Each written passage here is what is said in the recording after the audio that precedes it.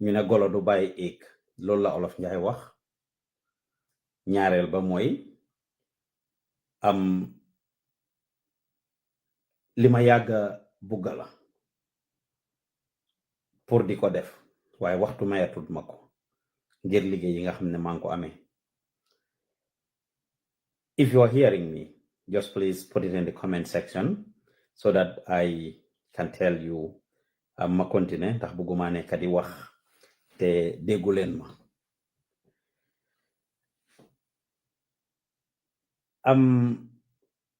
Over the years su ma ñëwee Gambia just like yeneen dëkk yi ma dem in Africa, one of the things I try to do is engage the West African governments because suma liggéey ci loolu la pour fàttali ñi nga xam ne xam nañ fàtte wala ñi xamut.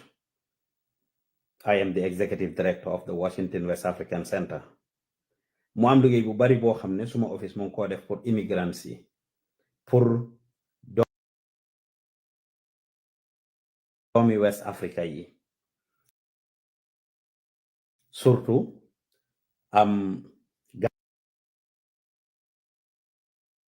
Gambia ak Sénégal. As we speak réeréewu leen mbir ne maa ngi Africa.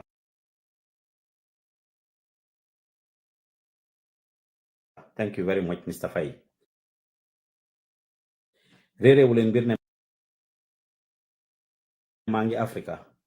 As we speak right now fukki xar lañ nekk di joxe foofu ak yeneen lekka yi ci Seattle. Over 100 boxes of food is what we give to the people.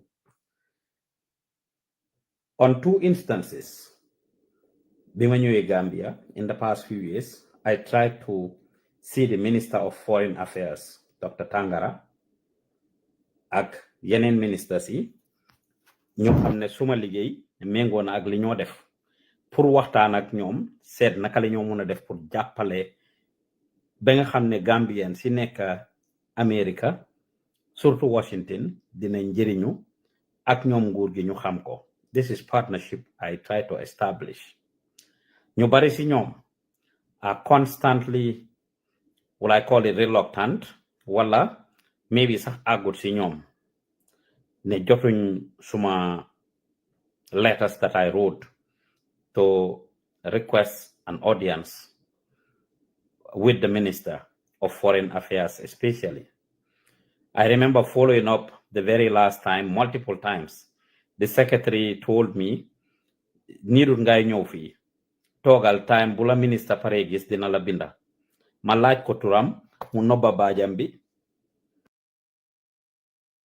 and did not even want me to see her name. As if man dama nekk di put something, I did not have any personal interest. What I wanted to see the Minister of Foreign Affairs for is to talk to him about the foreign policies of the Gambia and the United States and what the Gambia government can do to protect the citizens of the Gambia. am na lu bari yoo xam ne ñoom xamuñ ko. nguuri America dañ deen mbaamal suñ nguuri Africa yi lu bari. Unfortunately suñ nguuri xamuñ loolu. Now that President Donald Trump talk na as the new president, dafa campaign on something which is ne immigrants dañ nekk di jël li nga xam ne Americans yi ñoo ko moom biir America. Dafa campaign si ne Africans yi yeneen immigrants yi dëkk yi yépp boo ci dem si àdduna bi seen jail li fi mu nekk ñu ngi free kenn nekkatu fa. All the jails around the world are emptied. All their criminals lañ jël paag leen bogo leen yóbbu leen America. This is what Donald Trump told the American people. And this is what the American people voted him for. They gave him a mandate pour mu ñëw gérer dëkk bi lim wax ne loolu la immigrant ci di def ñu ngi jël seen liggéey yi ñu ngi jël seen xaalis yi ñu ngi jël di leen fayal social security di leen defal lii di leen defal lele di dimbale yeneen dëkk yi xaalis boo xam ne dafa war a des biir Amérique fii ñu ko jël di ko jox yeneen dëkk yi loolu tax ba bi mu toogee mu cut off a lot of foreign aid and there is no doubt that the Gambia is affected by this dégg nañ Prime Minister Ousmane Sonko of Sénégal wax ko naka la relying on international aid, foreign aid, affected Senegal. The Gambia is not an exception. Just last week, Mangi won see second national dialogue at the Sadauda Jawara Conference Hall. And I saw people working for the international community, working for the American NGOs like USAID, ak yeneen organisation. fi mu nekk ni seen offices yi tëj nañ leen seen partners yi nekkuñ di communicate ak ñoom seen email si shut nañ ko down so the Gambia is indeed affected loolu ndaw lu ñu yàlla may mun nañ cee baaxee nguur gi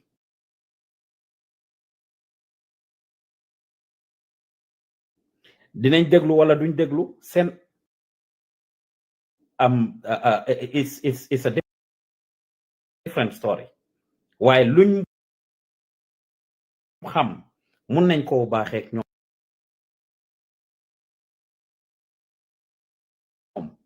waxtaan ak ñoom now Donald Trump jël na ay matuwaay waxtaan na ak Americans yi dem na politique around the country taxaw na si ay debate podium and this was the agenda he sold ne immigrants yi ñoo nekk di yàqa dëkk bi immigrants yi ay criminals lañ basically ñun ñëpp daf ñu criminalize ci nim doon waxee te lim doon wax du lu am we are all not criminals we live in the United States we are working and paying taxes like a lot of people our only crime is being from a different country ñu bari si ñun nag ñu ngee toppal waay fa lañ dëkka am nañ fa njaboot ñu ngee liggéey di buuxanteeg ñoom gënaa law abiding than a lot of them ñi nga xam ne fa lañ juddoo sax si dëkk bi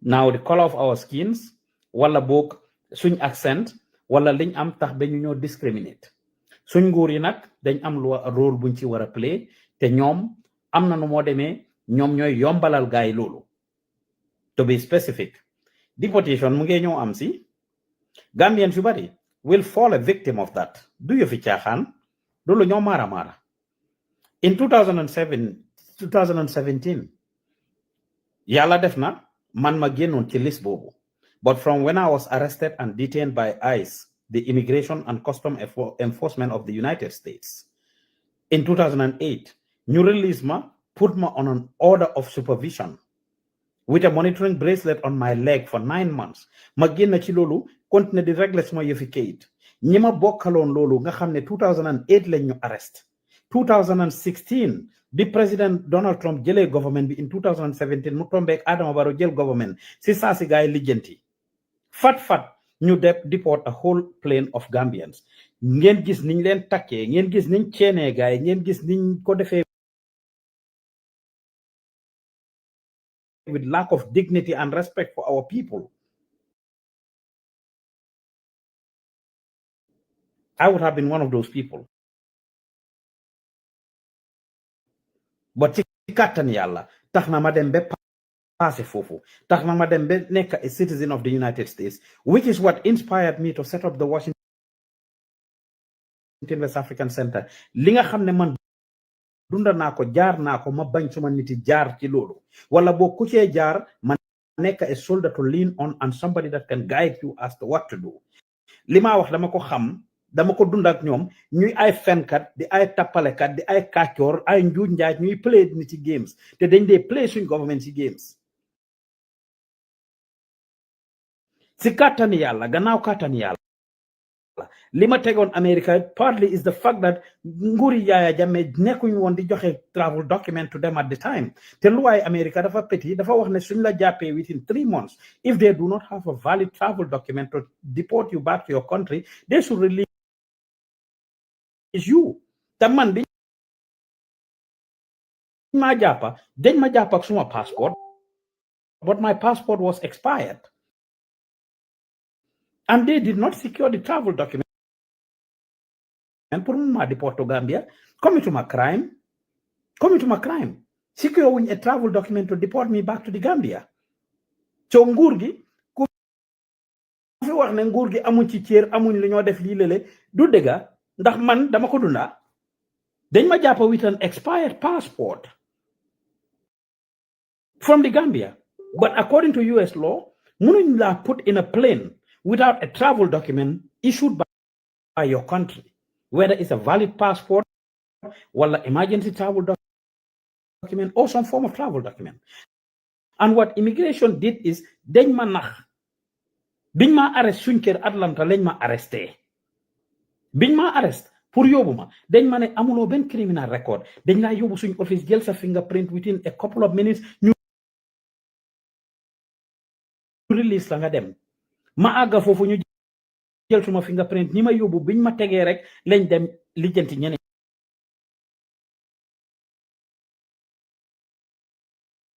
mooy ICE immigration and customs enforcement biñ ma arrest in 2008 biñ ma drobee rek ci lañ dem si ñeneen ñu ñaf ma si seel bi tëj ma foofu noonu 2 hours later ma call gars yi ne la laajte ne ma ne dañ ma wax ne man few minutes laay def fii fekk sign loo nañ ma deportation and everything and this is duma wax ak nguur gi rek alone send right la as citizens as people or immigrants you have the right to remain silent could any ICE officer wala any law enforcement officer ñëw xawma beneen dëkk de waaye America sa right la pour nga ñàkk a wax ak moom you have the right to remain silent so remain silent tell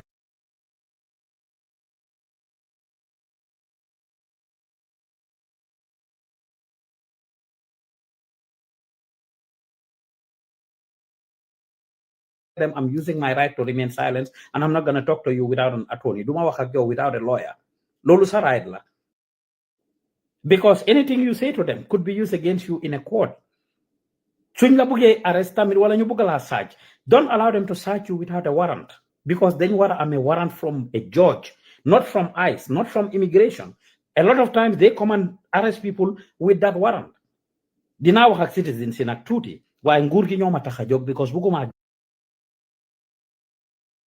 get distracted I don't have a lot of time nguur gi ñoo ma tax a jóg not the ordinary citizens dinaa wax ak askan bi ku ci bëgg a xam what to do when you are interrogated by ICE wala nga encounter guy su ñëwee sa kër si boppam bu leen ibil bunta bi te wanuñ la that warrant that is signed by a judge you should see it at the bottom the name of the judge ak ban court la nekk and the like that signed the warrant pour ñu arrest la yow which is very difficult pour guy am ko su ñëwee sa kër ñu si bari dañoo ñëw ne la ibil bunta bi can you open the door they will not tell you nga ibbi sa bunta by force because mënuñ la force nga ibbi sa bunta dañ ko present like a question can you open the door loolu question lañ la laaj de forcé wuñ la dañ la laaj question can you open the door soo ko ibbee yow yaa leen jox permission so amuñ benn right pour yow nga ñëw ñu ñëw sa kër nga ibbil leen sa bunta wala ñu teseeg yow si mbedda mi ne dañ la saaj te amuñ a warrant but yii la gaay di def you see people ñoo xam ne ñu ngi am an open case their cases are pending they are going through immigration proceedings amaguñ final order of deportation from a judge or final order of removal wala boog surut loolu sax even su fekkee ne dañ leen accused of a criminal crime which is ñu ñëw ne ok your domestic violence dañ la accused of wala dañ la accused of theft wala I mean fighting wala stealing wala drugs or whatsoever. I'm not going to sit here and encourage any citizen or any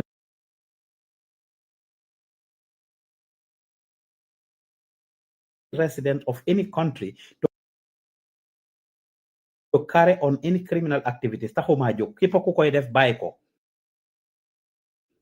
képp kuy def criminal activity bàyyi ko waaye su fekkee ne dañ la accuse of a crime and the case is in court bi jeexagul amuñ benn right pour génne la dëkk bi. And these are some of the technicalities yi ma doon bugg a waxtaan ak suñ nguur gi because ñu bari si ñoom suñ toogee ñu ne leen ne am sa doomi dëkk bi dafa def nangam crime nangam ak nangam because su ngeen fàttale ko in 2017 bi ñoo deport gars yi loolu lañ waxoon ne dañ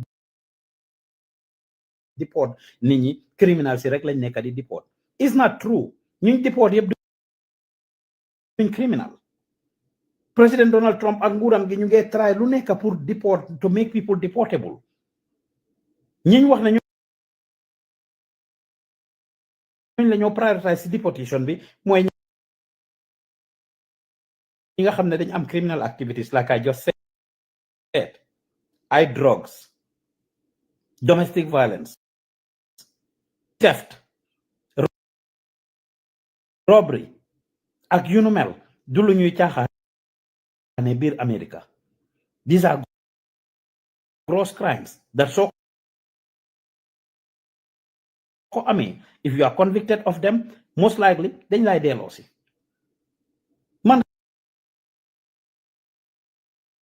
gaay try nañ lu nekk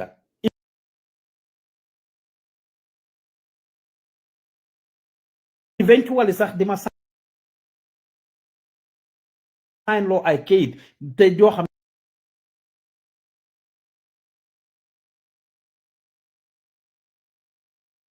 ne I did not sign it at my own will.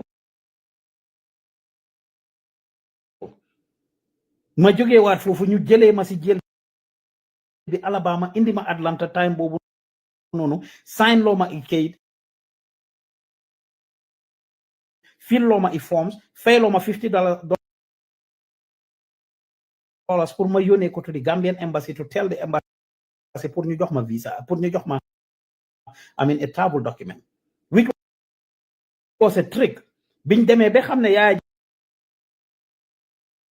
Jammeh nekkutoon di leen jox lii te li leen a wan ne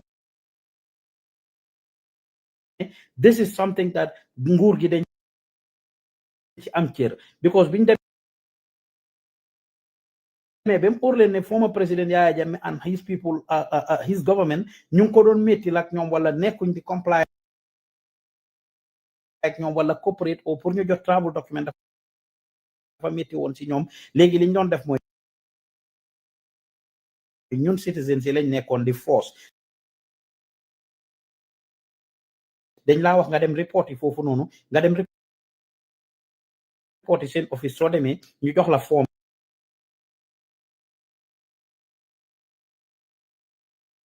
mi Gambian embassy bi ñu print out form yi Gambian embassy bi jox la ko fii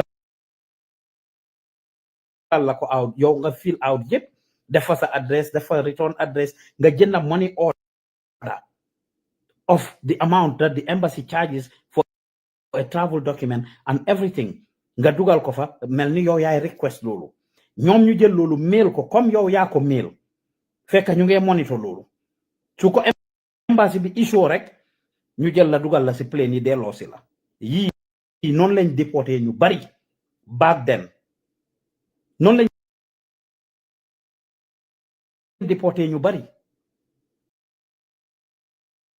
te dafa nekk loo xam ne luñ war a bàyyi xel la luñ war a bàyyi xel la nguur gi nag ku si nekk danga war a jël pride in seet naka ngaa defendee sa doomi dëkk naka ngaa defendee sa doomi dëkk at the end of the day citizens dëkk bi ñu ngi wax crime rate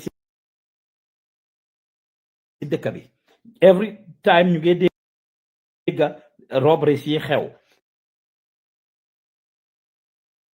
ñu bari ñu ngi scared and skeptical. You can say whatever, but ku nekk ci ñun yaa ngi toog ci xooli ci gerte da nga am sa establishment wala nga am sa kër wala nga am sa bagage ñu ñëw toj ko yàq fa jël fa luñ fa war a jël su la yàlla dimbalee sax su la yàlla dimbalewut ñu gaañ la fa ñu jam la wala ñu def la dara. There is no doubt that there is security concern in the country. te ñenn ñi ñoo wax ñu ci bari dinañ ne ida dañ am gang with foreigners wala ñoo xam ne dañ tukki woon génn dëkk bi ba dellu si waat ñu delloo si leen du sit arrangé wut benn dëkk pour sa doomi réew ñu génnee leen fiñ nekk ñu establish ñu am njaboot ñu am seen liggéey ñuy toppatoo seen njaboot ñu jël leen delloo leen ngir anything. Yaaya Jammeh loo bañ naar bi nga seedeel ko xeesaayam. That was one thing foo xam ne he was very strong in terms of foreign policy with the West. Dinañ wax nangam mu teggi ko ne leen du xew wala ñu wax mu tegal leen ay conditions ñoom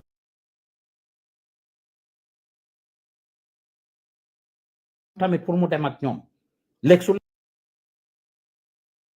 lekkee olom gërëmee ko coy gannaaw yàlla his policies led to why I still stayed in the United States partly ngir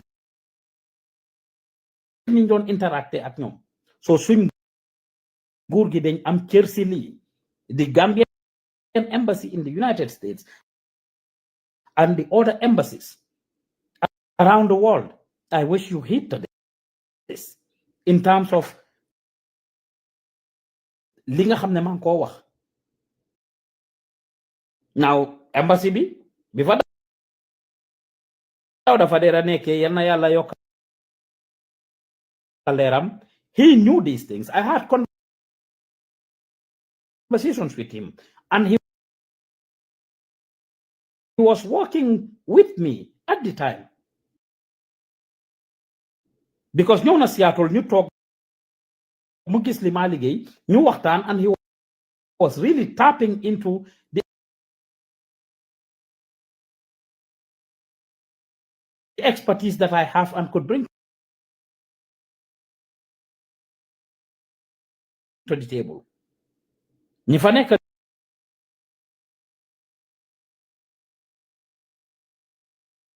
léegi nag mooy loolu I remember last year si suñ Sound of Africa festival bi sax invite na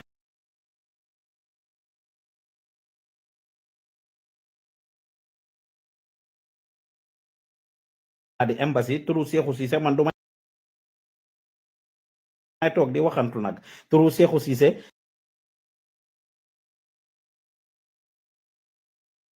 ñu ne ma dinañ ñëw lii lële ñu dem ba si kanam I mean déggatuma sax communication wala ñu commencé di wax yeneen yoo xam ne it was in what we wanted to do but it's very important pour suñ government ñu xam li ma wax ni now President Donald Trump ñëw na ak ay matuwaayam ay stringent measures la nekk di jël di tekku gaay ci tarif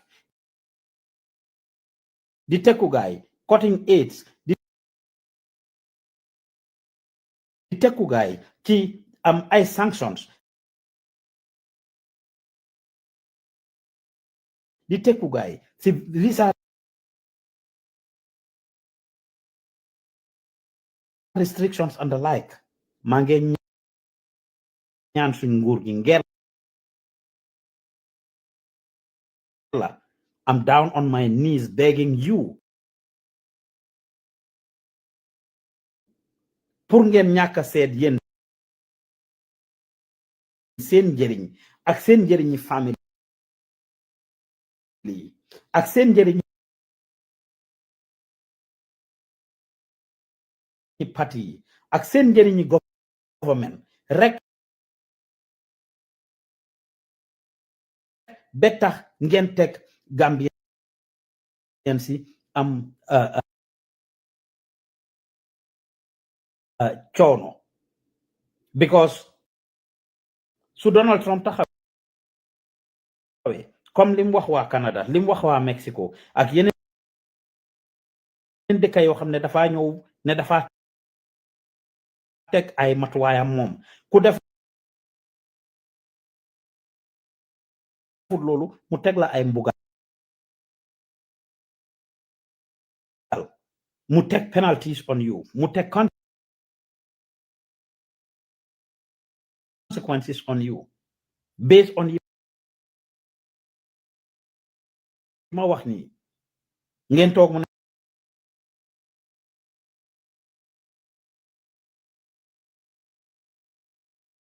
def la sanction yaa sa family wala du jox sa family visa pour ñu ñëw America that shouldn't be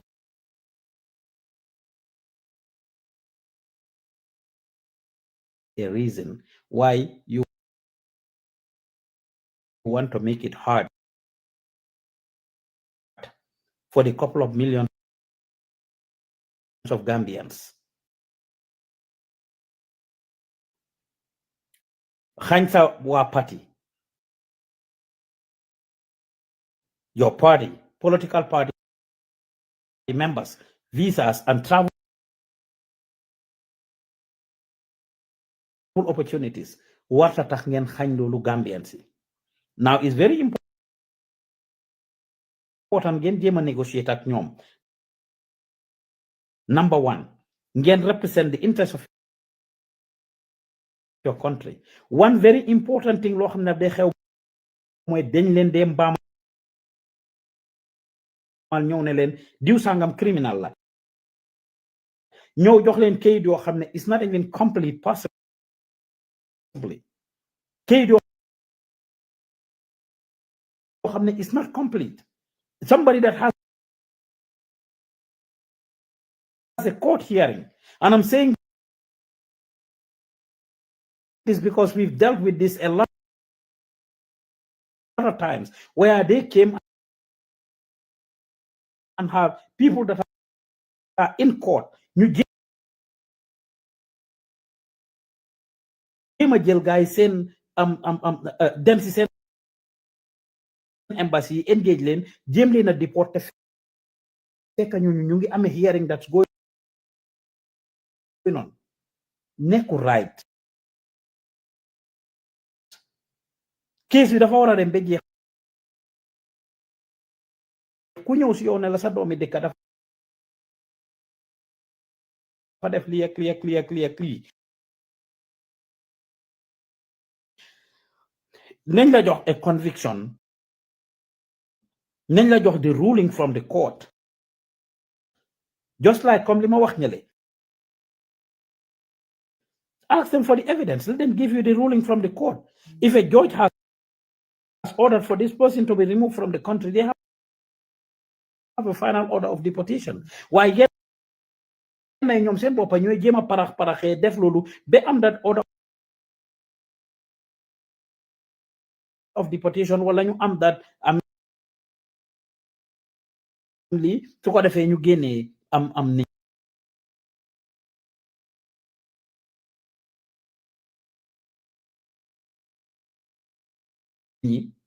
su fekkee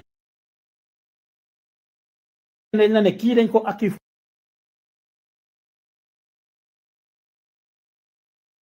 of this crime mu get them through this court hearing, even to make any domestic violence is even involved, whether jeex na or jeexut, as long as case baa ngi in court. For example, am na suñ brothers ak sisters yoo xam ne ñu bari ñu ngee struggle, ñu ngee go through divorce process fu mu am ñaareel accusation of domestic violence dafa de am, whether góor accuse jigéen of domestic violence wala jigéen accuse góor of domestic violence. I'm saying this because maa ngi si court si di egg di wàcca every single time di interpret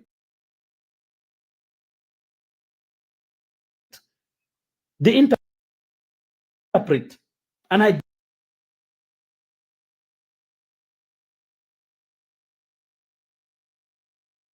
deal with these cases di leen dégg all the time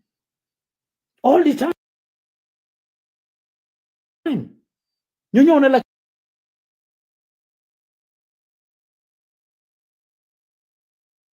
kii dafa def nangam, kii dafa dóor jëkkëram, wala kii dafa xaañ jabaram, daf ko jàmpaaka, wala kii dafa verbally abuse jëkkëram, wala verbally abuse jabaram, wala daf ko exploit financially, because domestic violence dafa bari ay farna kooku fekk case boobu jeexut bañ convict boromam ba court bi determine ne yes am nañ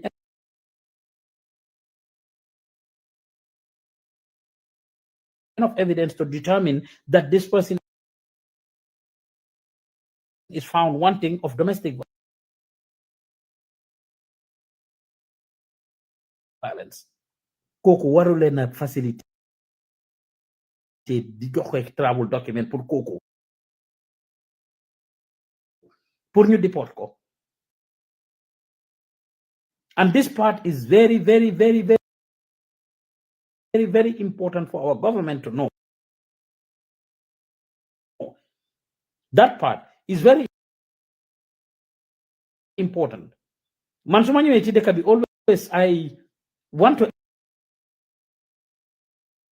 engage our officials, but sometimes daf dee nekk ay turn off because I have a lot of things to do. Lu bari loo xam ne mun nañ koo def, whether it is in the tourism and culture sector, we can do a lot pour indi tourism si dëkk bi, indi ay tourist si dëkk bi, indi lu bari loo xam ne dafa promote dëkk bi ci kaw su fekkee ne GT board ak Ministry of Tourism and Culture pare nañ pour déglu ñu pour liggéey ak ñun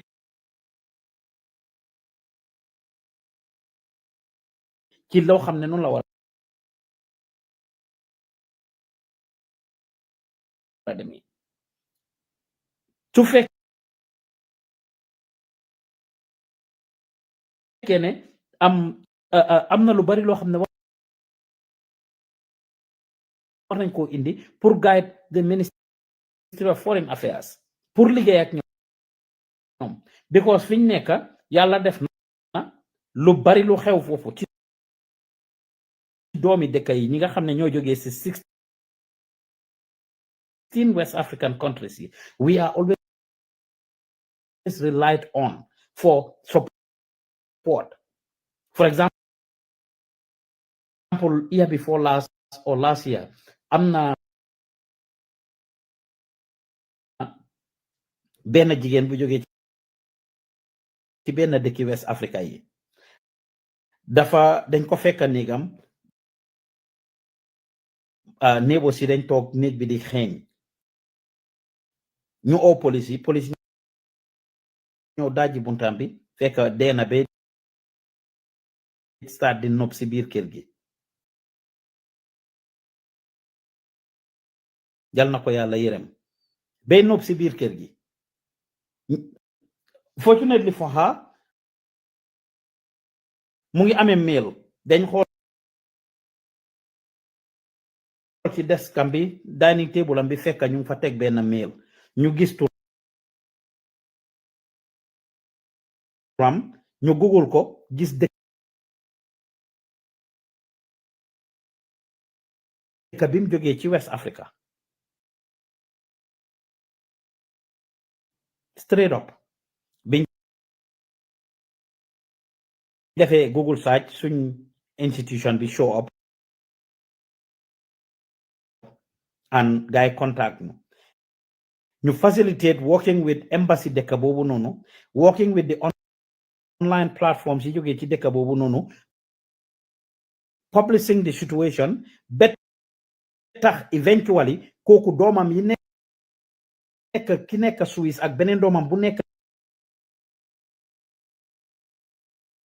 ci dëkk bi mu dëkk nga xam ne ñoom mënuñoo def dara mënuñu woon a jokkoog seen yaay sax ñu jokkoog ñun jox ñu ñoom seen digal of liñ bugga yii dafa am solo Gambien yu nekk Seattle dinañ xam li ma wax ku fa réer ñaareel dañ cee taxaw to make sure ne suturaal nañ borom su dee Amérique foofu lañ ko denca muy Seattle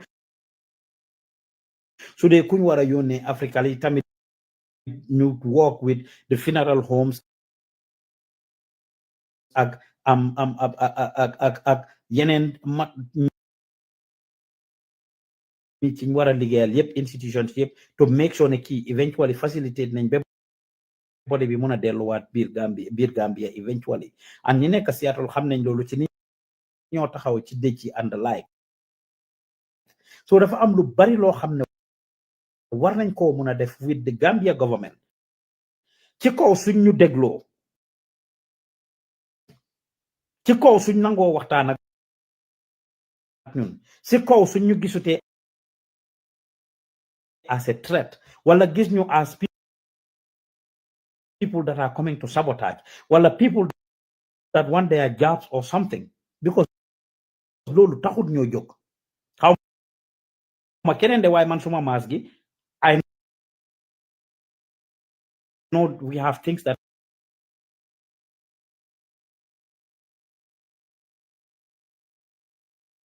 we can offer to the country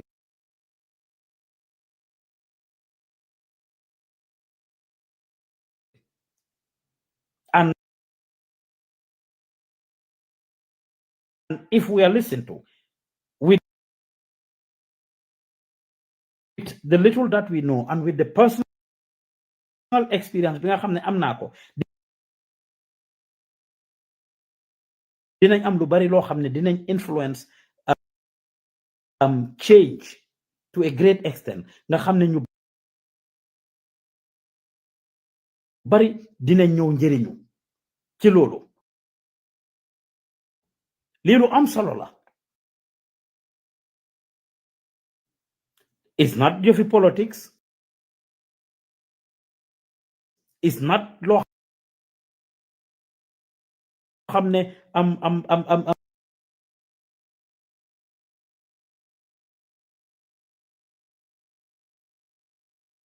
dañ ñëw pour yàq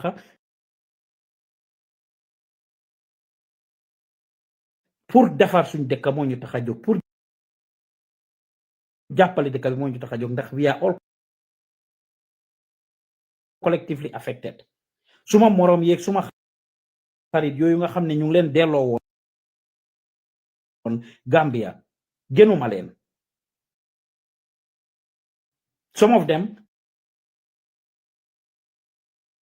yàlla def na ñu ngi try but some of them ñu ngi struggle in Gambia nga imagine ku nekk America duna fi 20 something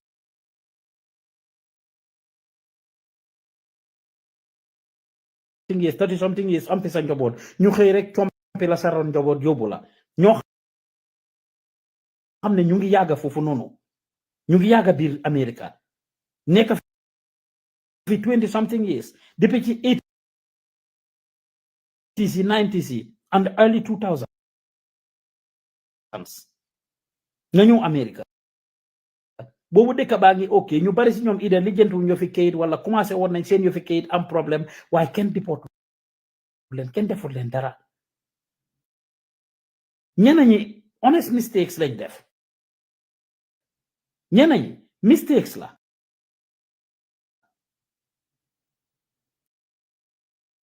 mistakes la and some people did not even know ñenn ñi they were young but am na ñoo xam ne defuñ dara nothing and ñu ngi jéem a def everything possible to criminalize them xanaa dugga ci dëkk bi illegally and duma wax duma toog fii di rafetal loolu wala di ko jéem a defal in the past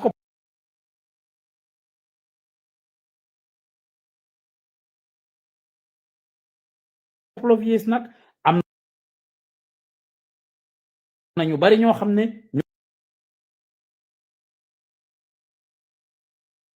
ñëw nañ America through Nicaragua Gambians Senegalese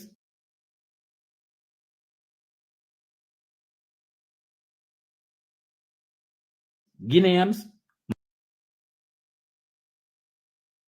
Malians ñun ñu ngi leen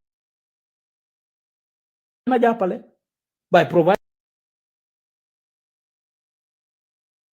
them with food by providing them with housing by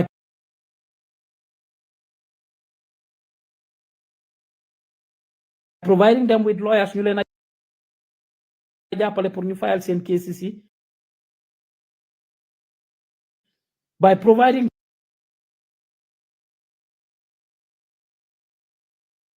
them with ESL classes pour ñuy jàng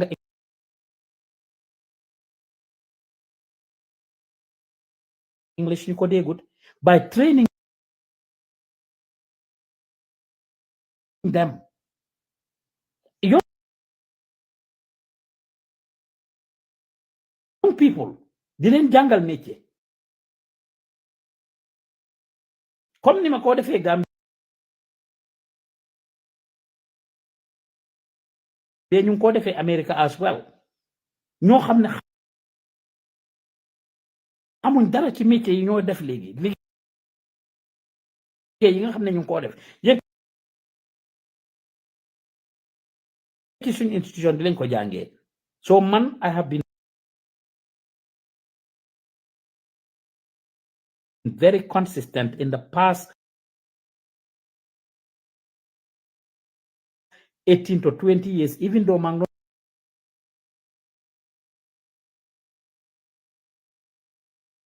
doon dunda suma own problem maa ngi jànkuwante def suma kéemtalaay kàttan ci lu ndaw lu ma am ak lu ndaw lu ma mun pour may jàppale nit yi te hey dama ko dee wax always gis nga ku jóg pour def dara ngir alel wala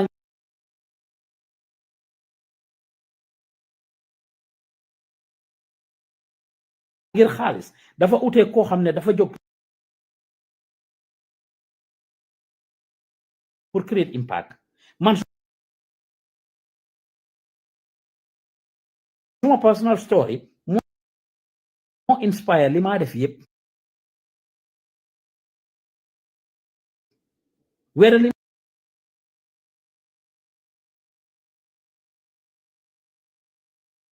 ma def Gambia ak li ma def America yëpp muy xale yi ma jàngal métier in Gambia ak fii yëpp because man amoon opportunity boobu léegi laa jógee with some of them léegi nii laa jógee hangout ak dem maa leen a wax suma jaar-jaar bi ma enul suma yaay bi dongi diwtiil yi ak diwlin yi bi ma dawal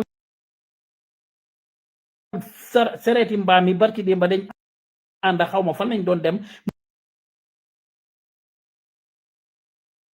ma gis sereti mbaam may tooñ ay sereti fas I felt remember bi ma dawal sereti fas Farafeñe so dama toogoon awma opportunities so moo tax I create these opportunities for the young people without expecting anything in return. Moo tax I create these things for the immigrants in Washington State to see that they have a path to go through with or without money. I will do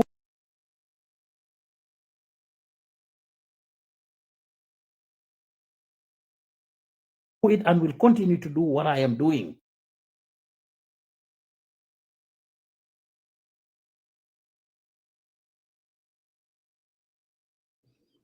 Waaye dafa am solo pour suñu nguur yi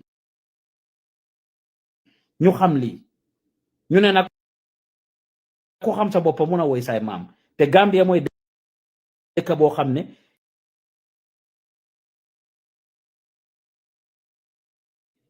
soo blow sa own trumpet soo waxut li nga def kenn du toog di la ko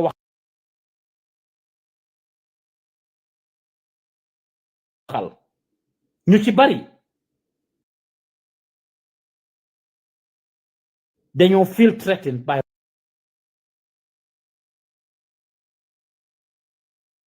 what you do ñu ci bari dañoo gis ngay dem ñu bugg laa xëcca pour daaneel la ñu ci bari dañoo gis yaa ngee dem ñu su fekkoon ne ñu ngee jàpp sax ñu gis yaa ngee dem rek ñu start di la xëcca di la daaneel I learned these things at a very early age ñu bari dañ nekk di la use at a very early age waaye kenn si ñun bugguta ànd demandoor kenn si ñun buggu ñu upliftante yow nga dem man ma dem déedéet man naa nekk di jóg rek di advance di dem kaw di dem kanam yow nga nekk ci suuf yow nga nekk suma ron te moo tax barki démba bi ñoo def lii ma toog suma xale yi ne ma monsieur Diouf man fooguma ne nit mun naa xeetee nit nii ma ne leen lu xew ñu ne Momodou Sabally mi nga doon interview di am wax ak moom Sabally naan la hope duñ la deport it shows you the venom in Sabally ak naka la angry ak naka la mere ngir interview naa ko si li the youths are happy wax ko li ma ko wax at interrogated him about the things the flip-flop that he's doing démba mu wax lii mu wax yëpp tey mu ñëwaat toon di wax leneen Momodou Sabally toog ci kanami télé bi ma ko interview si independence bi si yéen ñu doon seetaan anti tukulóor si gis naa ne doon seetaan di naan ay ndax Donald Trump yow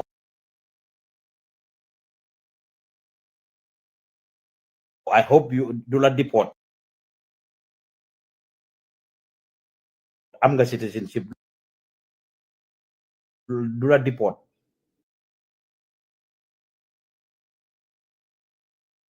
kooku mooy advice président bi ñun di toog di ma éene man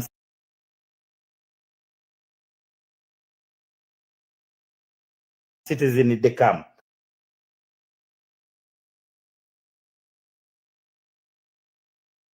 ak contribution bi ma def ci dëkk bi mu ma éene man pour ñu deport ma Nobut ko. He didn't hide it. He said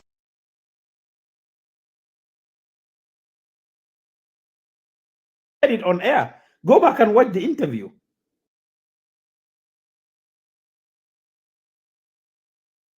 Of my interview with somebody on Independence Day 3 days ago. He said it on air. Ndax duñ ma deport man.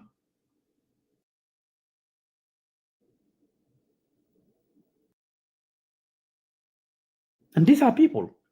ñoo xam ne su fekkee ne gis nañ ne dang ci bokka wala da nga nekk I mean opposition o liñ gom ak li nga gom du benn wala dañ feel ne yow you are a threat to them dinañ def everything possible pour nasaxal la. Let's say man ma amoon problème yàlla tere ñu bëggoon maa déportar wala bëgga maa teg problème dinañ def everything possible. Massi Sabally gi dinañ def everything possible probably to make sure I'm deported at the end of the day when they should stand for me.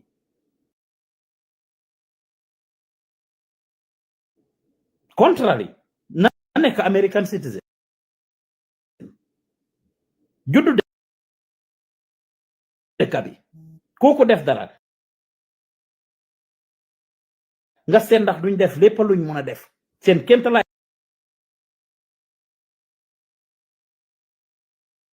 kàttan pour deport kooku pour taxaw to make sure ne kooku jox nañ ko axam jox nañ ko géddam jox nañ ko yelleefam an toppatoo nañ ko defal ko liñ ko war a defal yëpp to make sure that bu ko dara okka bu ko dara laal bu ko dara laal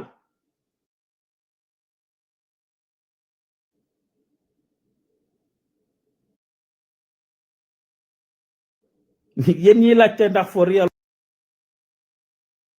oh my god and like the interview is there. If you haven't watched it, go and watch it. Towards the end of the independence celebration, we had a 5-hour, 6-hour coverage. Go to the page and watch it. And you hear Sabally saying it to me. You will understand. Gis nga nguur du yo fi caaxaan li ñëpp bokk nag ñu dénka la ko dang si am rôle am si responsibility wax naa ko ci independent bi nguur gi try nañ def nañ seen part président Adama Barrow Gambien si ñoo ko jox mandate for 2 times su fekkee ne neex na la Gambien si ñoo ko fa teg neexut la Gambien si ñoo ko fa teg comme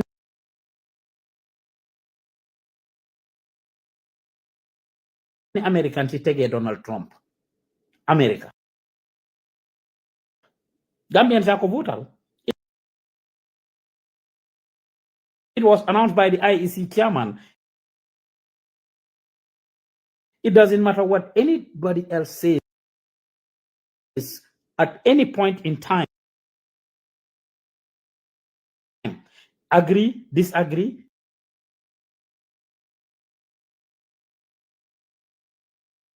mooy président Gambia ba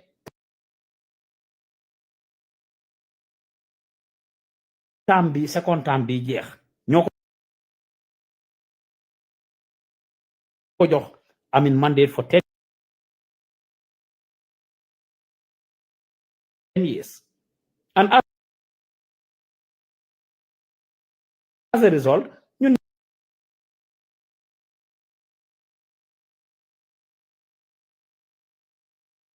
ñëpp war a rally behind him as citizens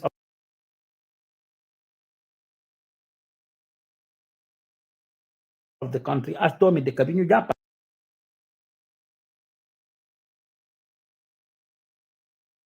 ko pour mu liggéey dëkk bi su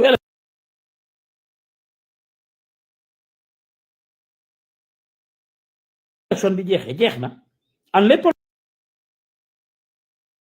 mu def ci muy li rafet dañ ko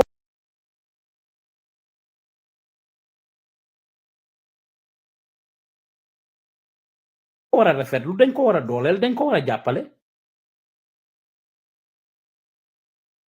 waaye fépp foo xam ne mu ngi faa defi tamit te defeewut ko noonu dañ ci war a wax ñu bari si ñoom nag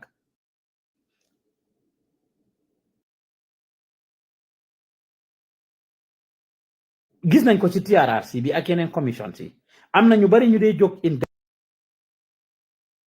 Gambia ñoo xam ne seen interest mooy tax ñuy protect yenn yi duñ nangu nga àgga fa surtout su fekkee ne seen lekkee kaay la I wouldn't be surprised even if the president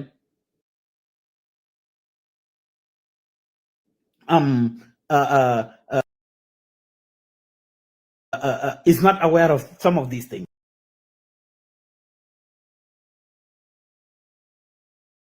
I wouldn't be surprised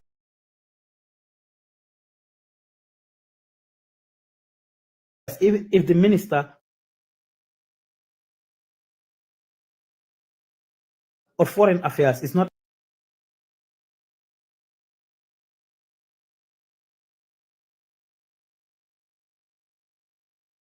aware ne yóbbu naa fa letter suma letter si ex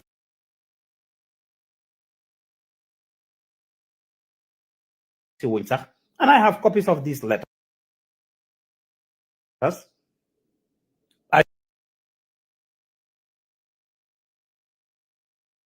I challenge the ministry. I have copies of these letters and I have been there multiple times. In fact, in one instance, some of their staff were complimenting me, recognizing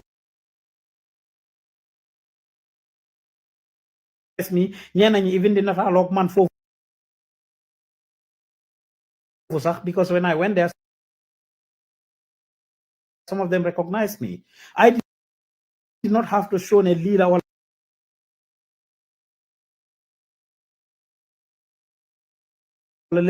I tried to follow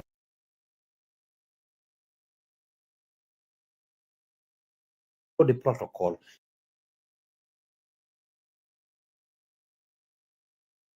Niduma pour call Dr.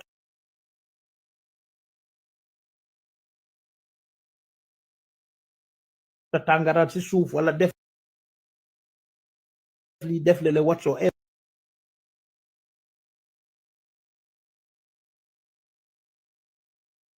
Dëkk yi ma dem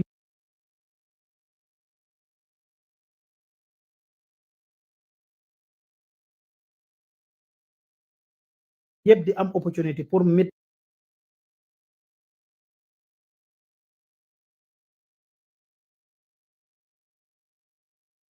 with the presidents, pour meet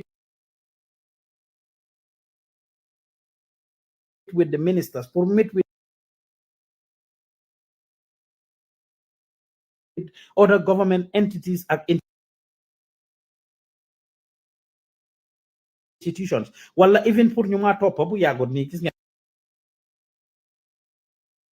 my Senegal, I was here and having interviews left and right from RTS, TFM, different platforms. So when you Gambia, ñaaral duñ koy faale sax yeneen dëkk ay fu ma ci demit mooy loolu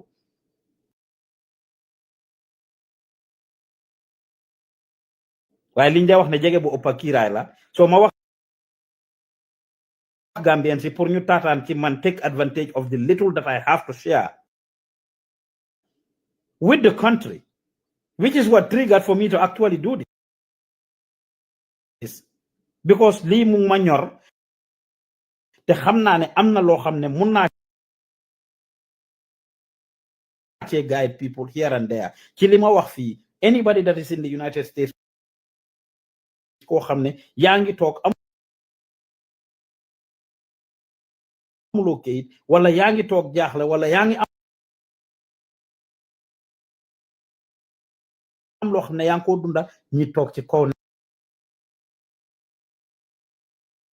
nen aka ñoo bari yal na sutura yàgga ñi ñoo contact di ñu call every day yal na sutura yàgga ñoo xam ne ñu ngi America 20 30 years 20 something years 15 years and more ñu ngi America nelawatuñ endaluñ fanaanaluñ ñenn ñi génnatuñ seen kër yi sax ñenn ñi ñàkk nañ seen liggéey yi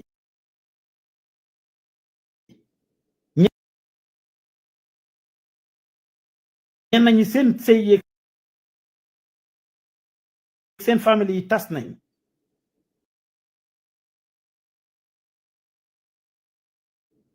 ñenn ñu ci bari ñoo am seen dëkka suñ toogee di wax di amount of money bi Gambien si nekk bitim réew surtout America di dugal ci dëkk bi regularly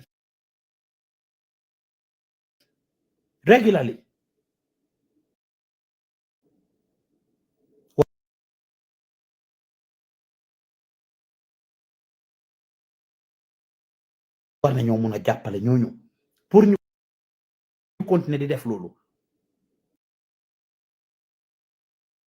because of fiñ taxawoo dëkk bi wax naa ko ci independence bi keroog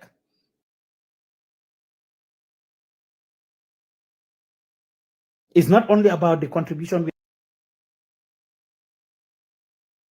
we are putting towards the GDP with remittances, but even politically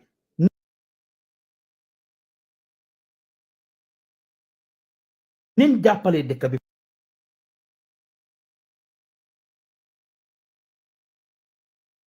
politically liñ nekk di def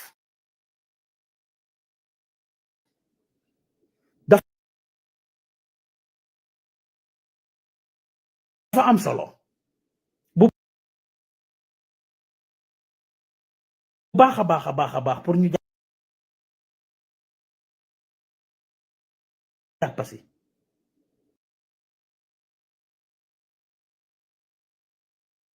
soo suñ liggéeykat yi nguur yi jóg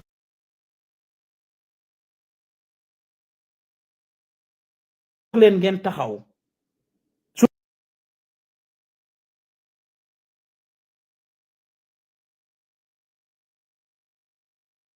nit ñëwee ci seen office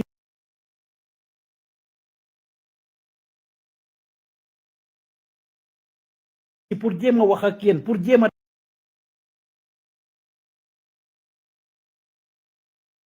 def ak yéen jéem leen a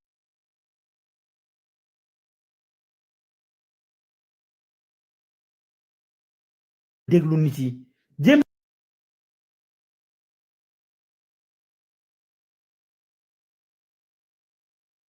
leen a waxtaan ak nit ñi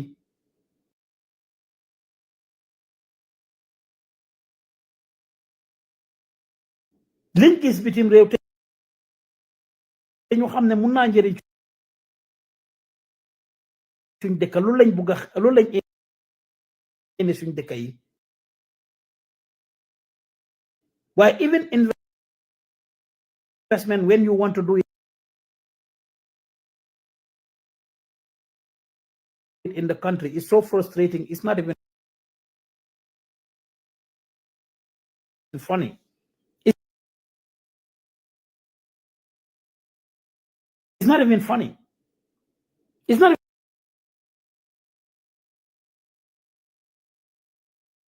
even funny. Somebody has to be held accountable for the things that are happening. Whether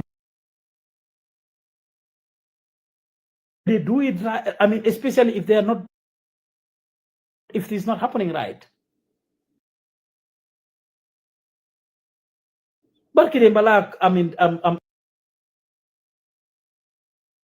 a few days ago, La Cross, I mean, the ferry, you wouldn't understand the challenges that the citizens go through. Benga nekk ci biiram.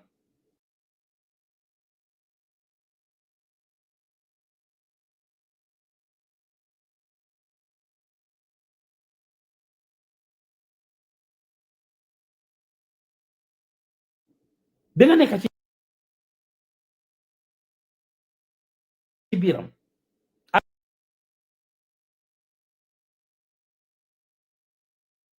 I don't want to be distracted about this.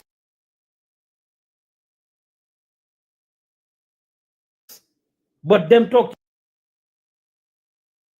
ferry terminal be 3 hours, 4 hours, 5 hours, 6 hours. What are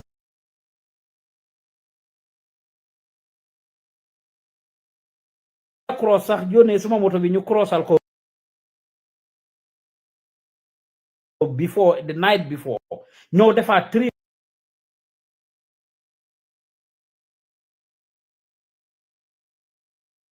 4 hours. Su ngeen xamee di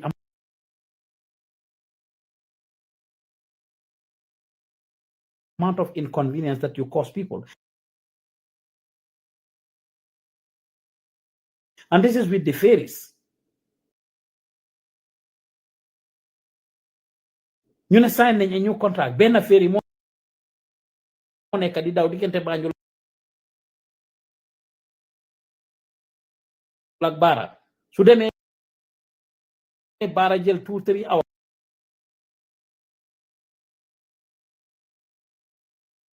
su ñëwee Banjul jël 2-3 hours su demee fële jël 1.5 hours 2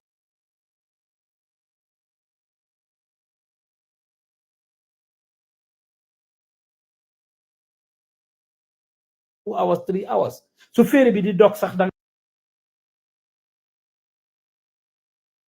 nga scared because it's not even or level man the type of risk we take ak truck yu gudda yooyu ñuy jël di dugal foofu noonu loolu war a ñëw di egg I mean the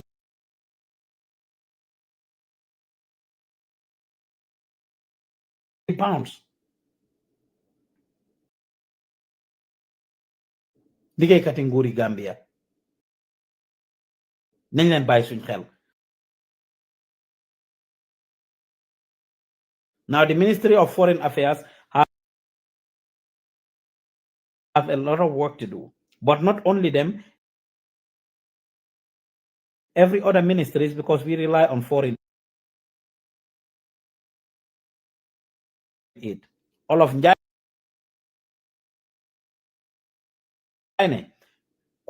kula jox ay bot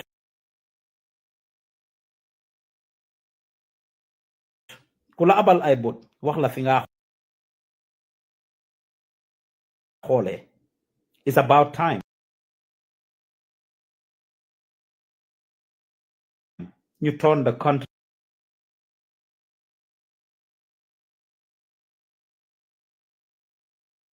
to be self-sufficient and reliant.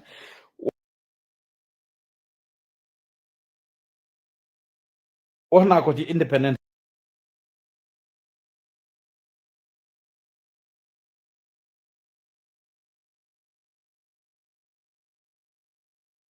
bi maa def analysis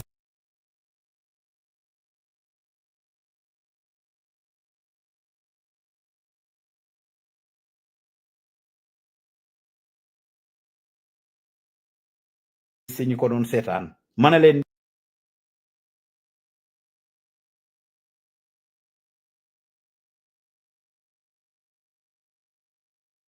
da ngeen xamut film bi ngeen tànn sax ak naka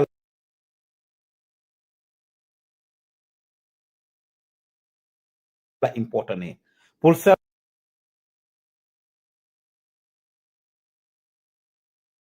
reliance pour ñu amee suñ boppa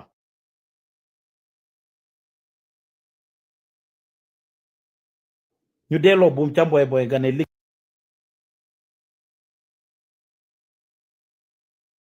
liggéey jot na Gambia moom na boppam suñ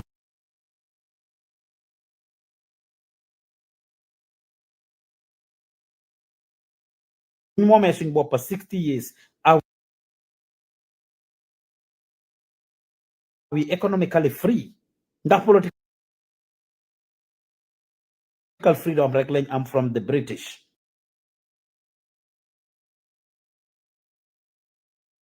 and the Western world ndax ba tey ji ñooñu nekkuñ di ñu micromanage ndax ba tey ji nekkuñ di ñu contrôle ndax ba tey ji nekkuñ di ñu tegal ay sarta si ñoom li nga xam ne ñoom lañ bugga ak noonu lañ bugga pour ñu doxale ko dafa am solo pour ñu bàyyi xel li nu mel dafa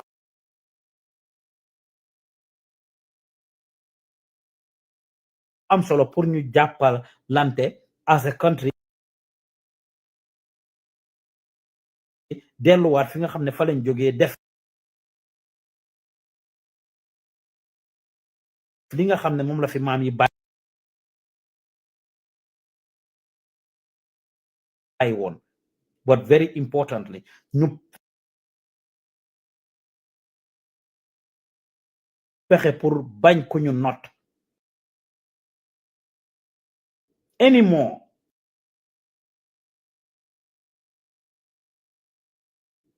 tubaab yi di reality is li ñu not dafa bari liñ ñu yàqal dafa bari liñ jël ci ñun dafa bari liñ ñu toroxal dafa bari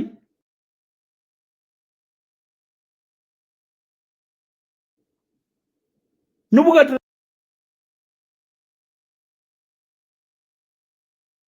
a si gannaaw ñu bekkañ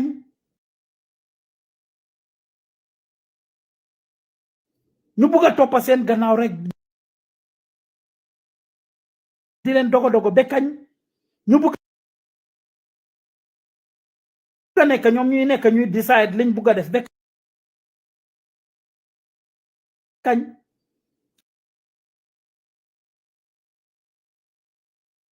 I'm leading this by example dama dee reject some contracts yoo xam ne su ma ñëwee ñu tegal ma ko condition ci favor ma ak suma community I reject the contracts I have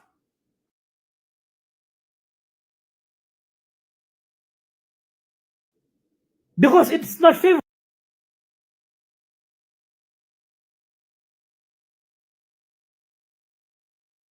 favorable.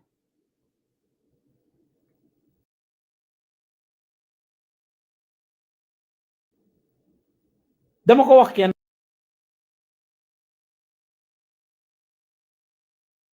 keroog ma ne ko the last time I checked it's been years now, but when I did my analysis and my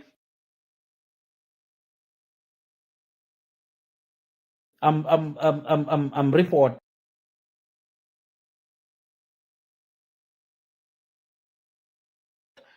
bima gëna strong, I mean the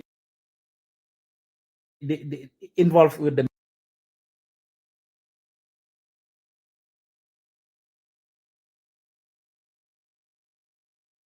media.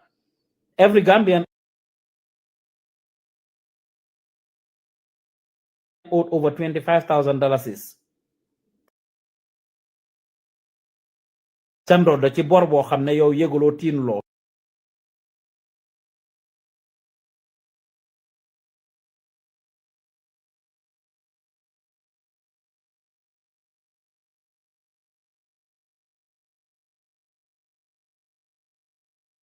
When I broke this down to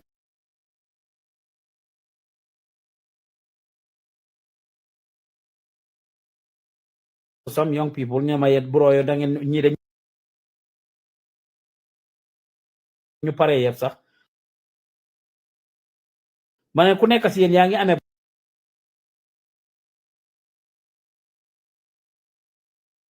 bor si sa kaw boppa bi.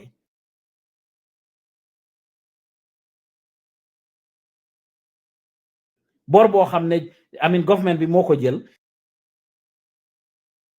ne dañoo sampa I mean yoon, ne dañoo defar lopitaan, ne dañoo defar school, dañoo def salaries, dañoo def lii, dañoo def lele.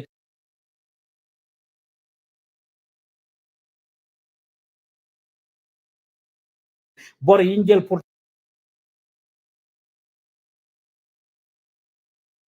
dépasser ko nguur gi ak li moo def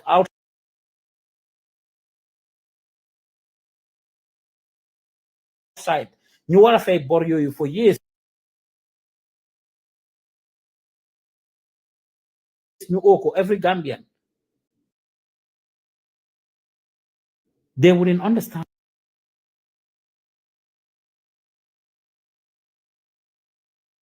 what I was saying. Civic education dafa des ci dëkk bi. But if people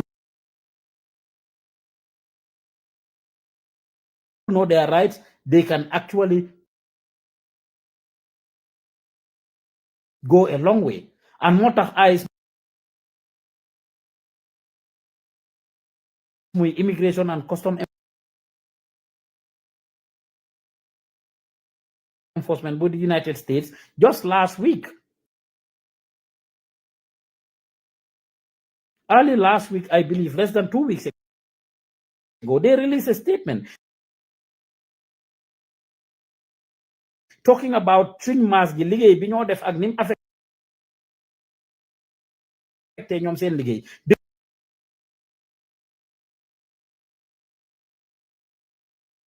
Because ñu ngi génn di educate nit yi, ñu ngi génn di wax suñ citizenship dëkk suñ doomi dëkk yi ak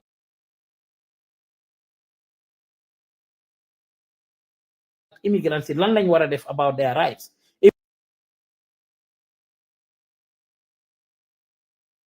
If people know their rights, you don't allow them to come. duñ ñëw sa kër rek nok sa bunta bi ne la kan yu open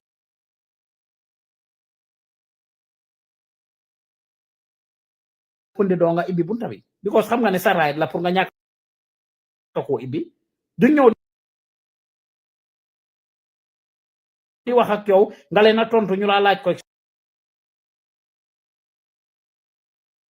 Are you a US citizen? Are you a permanent resident?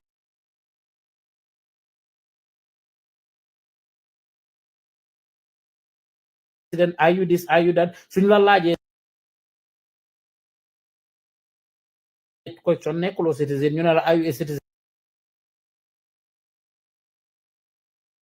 ngeen yes nga tontu ko loolu I9 violation da yaa ngi wax ne yow citizen nga te nekkuloo citizen weda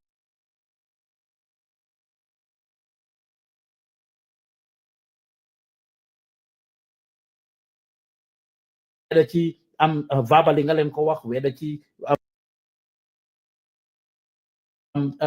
kayit nga leen ko wax da nga ut liggéey fii da nga def leen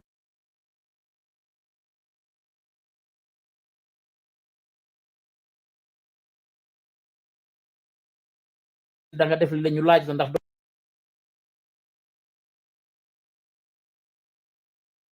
doomi de mi nga ngene waaw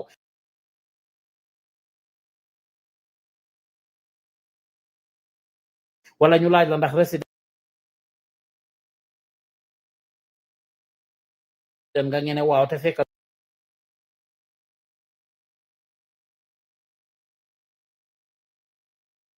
doo resident work permit holder nga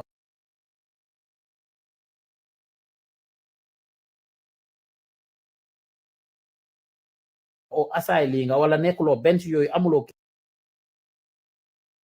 kayit nga fen soo fenee yaa ngi dugal sa bopp ci problème soo leen waxee dëgga ñu arrest la soo boobu amul benn boo see def mu nekk raay bi ko soo leen waxee dëgga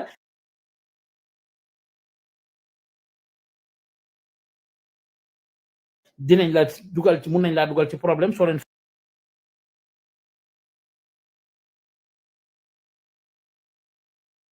fenalee mu gën a garaaw sax to kon sa right la pour nga noppi su ñoo wax ak yow wax leen I'm using my right to remain silence buguma wax ak yow suma lawyer bi dina la jokku utal lawyer gardel nomba lawyer suñ la ko laajee nga jox leen nomba lawyer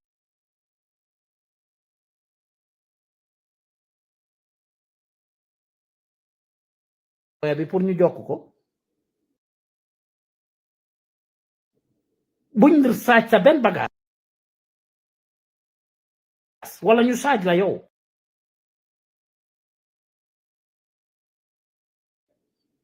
war nga koo bañ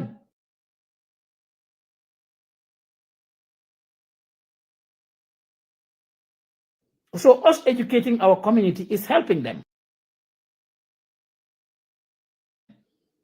pour ñu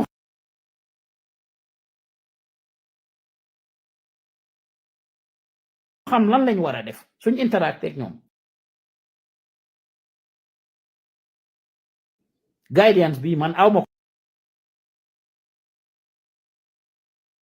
ko woon bi ñoo ñëw Atlanta di ma arrest in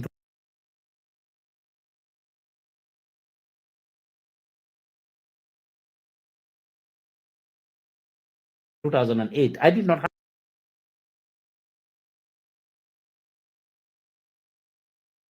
have this guidance.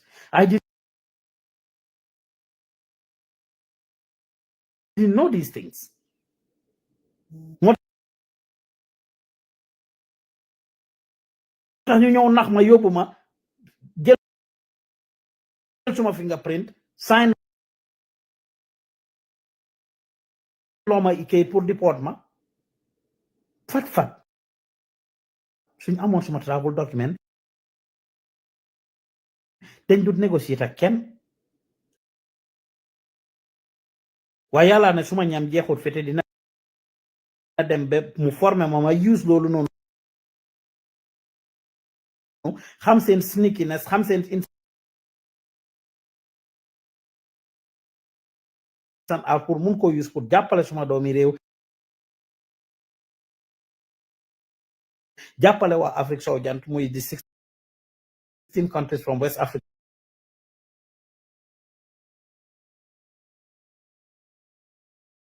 and by Africa and the immigrant community in Washington.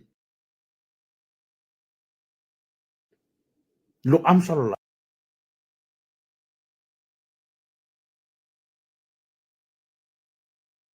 pour ñu xam loolu soo kon suñ nguur gi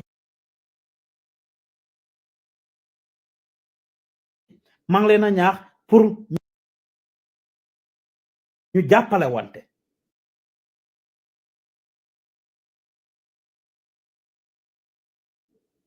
pour make sure buñ nangu ñi ñëw di lor suñ doomi réew vet them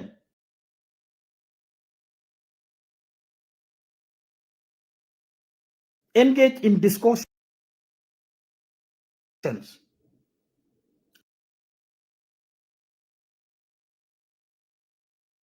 America duñ dof suñ amutoon benn interest Gambia duñ fa ñëw di fa ibbi embassy suñ amutoon benn interest Gambia duñ fa ñëw di ibbi embassy te bés buñ fa paree ci lañ cee raxasu wala yenn ay balaa nga xam gaay ak niñ mel like one of the persons I was talking to over the weekend or last week mu ne ma man mënu ma understand sometimes ñii doo dee xam sax ndax di nga leen óolu wala doo leen óolu because suñ soxlaa dara si yow they are so nice, they are so professional, they are so lii so lele dinañ la jay dinañ la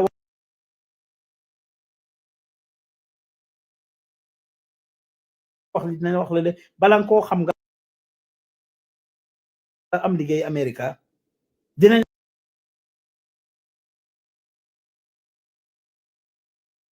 la wax employee of the month yaa ngi liggéey di top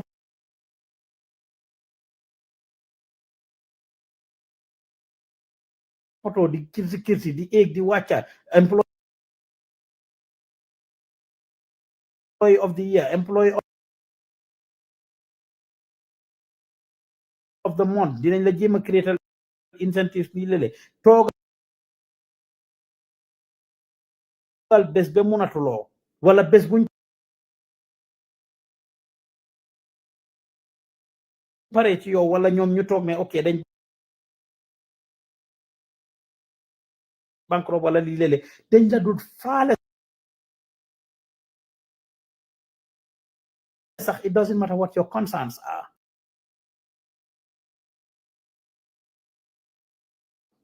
ordinary people go through this from government to government they can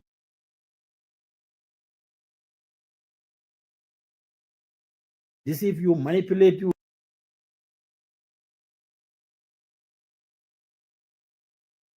lie to you ñëw jéem laa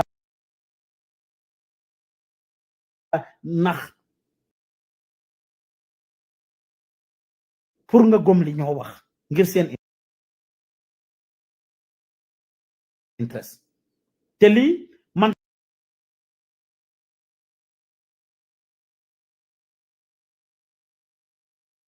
daf dee bleed suma heart the last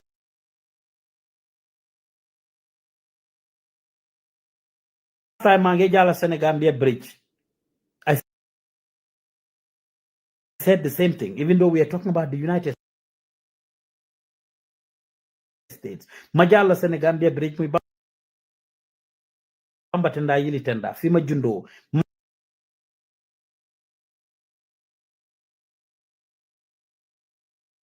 man ma am ay morom yoo xam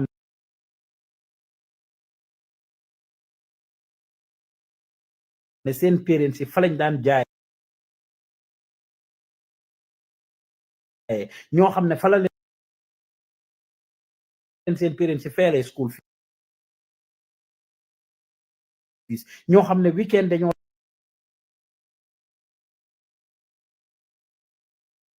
dem foofu toog jàppale seen parents yi ñoo xam ne seen family life yëpp foofu lañ ko xam Farafenni.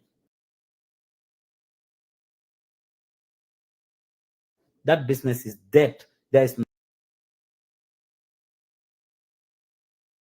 nothing happening there besides the toll that they put there. So ñëwee nga jàll bridge bi balaa nga jàll nga fay soo jàllee ba pare nga I mean that's it. That's the only business going there. The money going to the government coffers, but not individual citizens.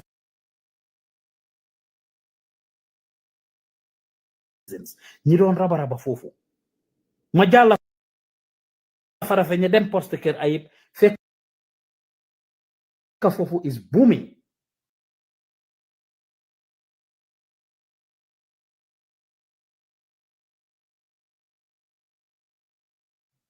torog yi sénégalais yoo xam ne dañ daan pak Bambatenda foofu dem all the way ba romba beret to be dugga Farafenni si gannaaw ami kambe torog si dañ daan nekk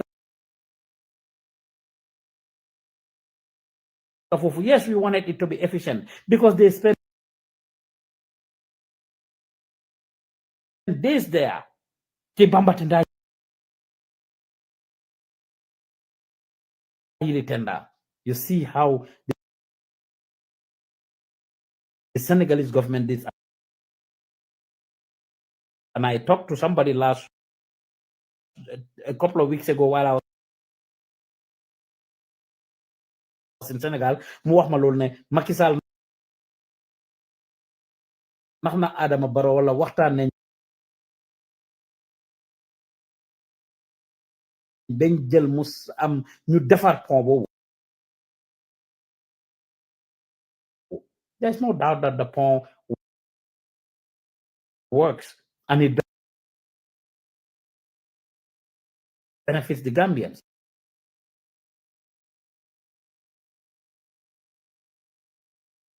But conditions yi nga xam ne moom lañ ko defee ak the strategic nature of it, lack of a feasibility study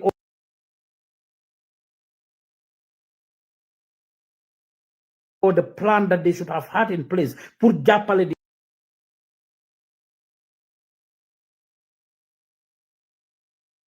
the average person that was selling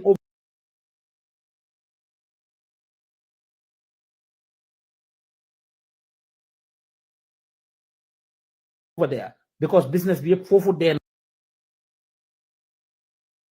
na business yëpp dem na Sénégal fi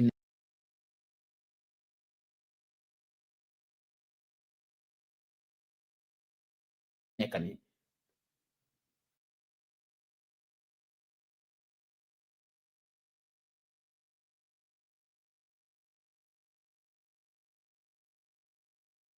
li ma wax nii is a fact. ñu jógee Farafenni xam nañ ko.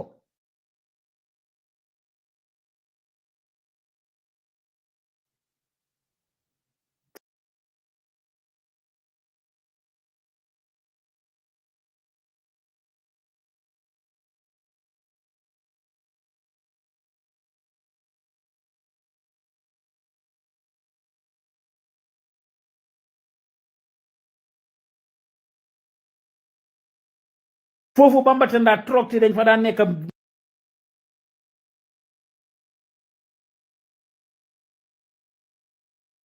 moto sénégalais yi nekk fa bég egsi Farafenni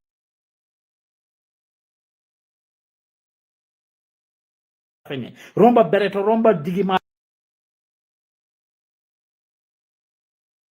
dem ba egsi Farafenni su guddi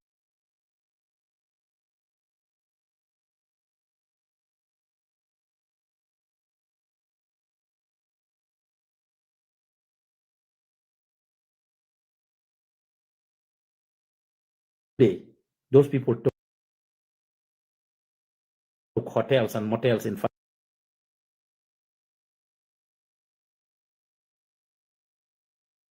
Farafenni fa la ñoo fanaan essence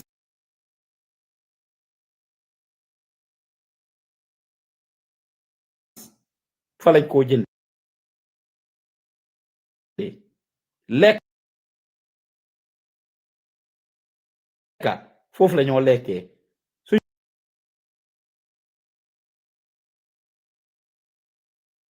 soxlaa njàmpe ak yu sew yi ñoo jënd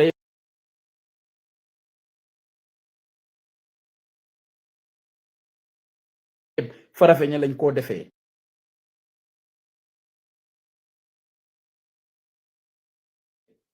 it was bringing money into the country but biir Bambatenda foofu si boppam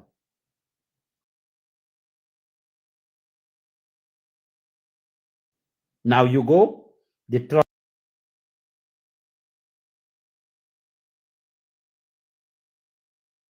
leave Dakar or wherever they coming pour war a dugga dem Casamance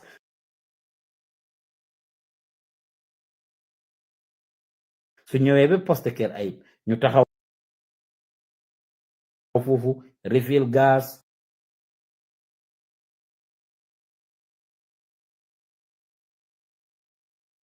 jënda lekka use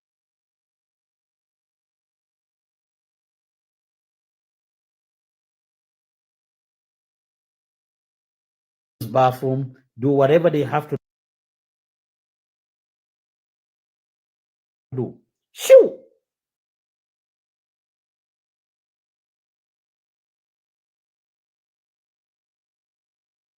they go the only thing they spend in Gambia is the money they pay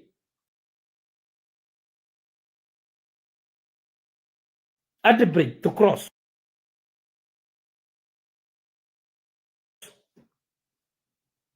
that's it I've sent a team there a couple of times suma xale yi dem nañ foofu interview the people there that were there li ma wax it's not a joke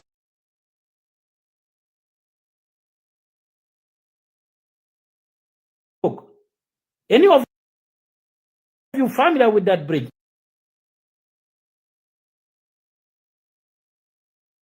go through it and see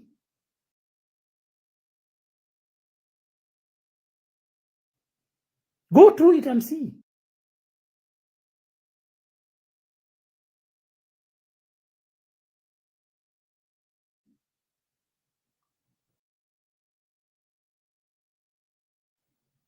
so su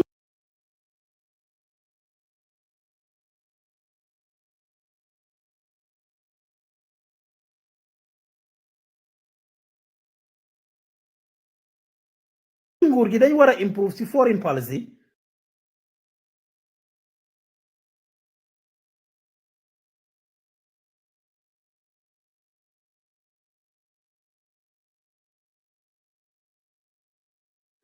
whereas suñ digganteeg yeneen African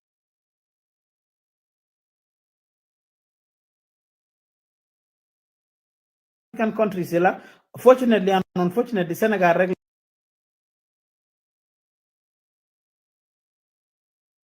lañ neebool or other countries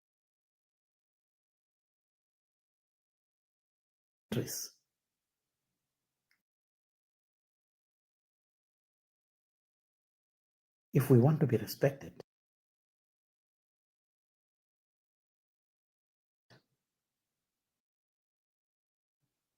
the sad thing I would call it good and sad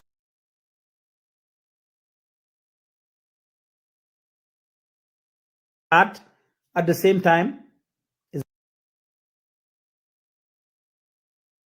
the fact that go to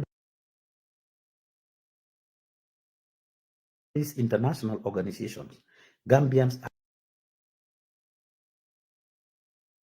are well respected. You have a lot of renowned Gambians in all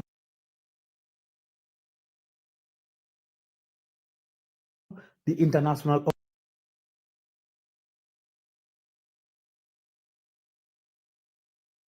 organizations. You name it.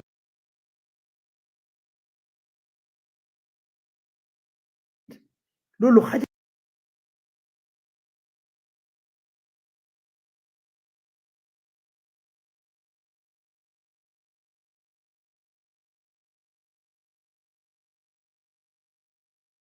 la pour dëkk bi.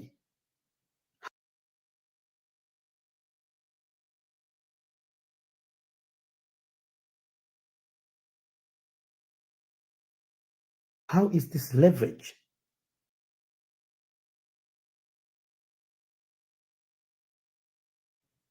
How is this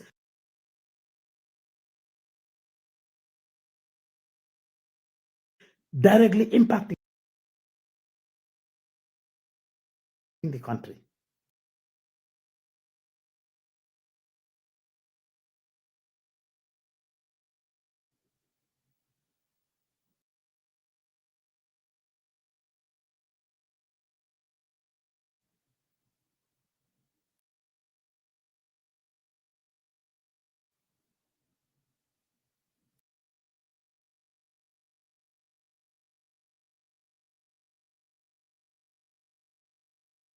The former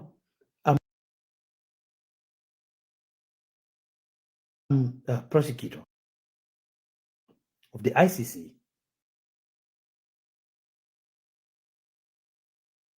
of course, the current Gambian ambassador to the UK,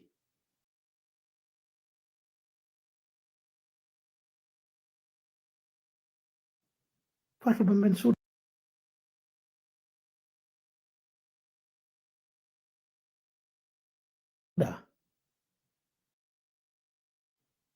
nga am ñoom Essa Faal ak ñeneen ñi liggéey yoo xam ne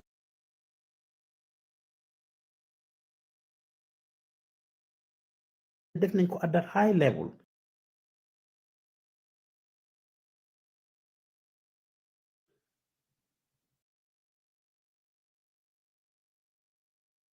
nga dem ci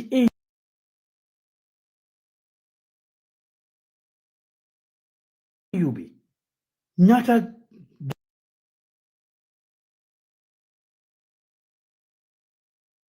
Gambians nga fekk foofu.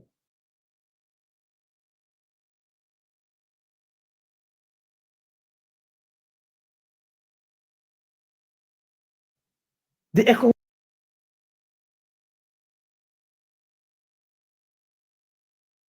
Commission,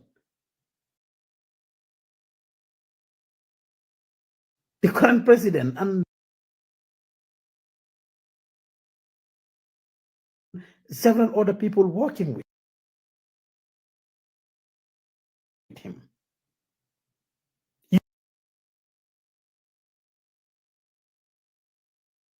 UN system be different places.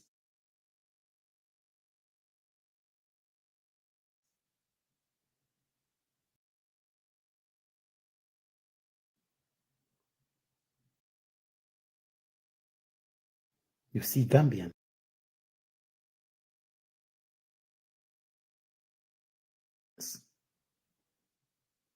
in these international organizations.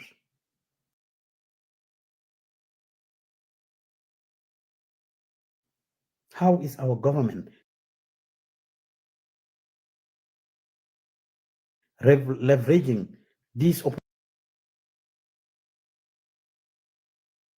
opportunities?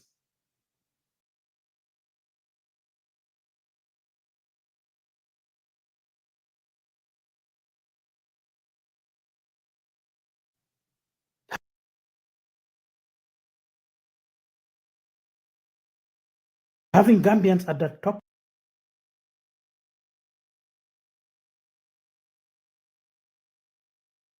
place.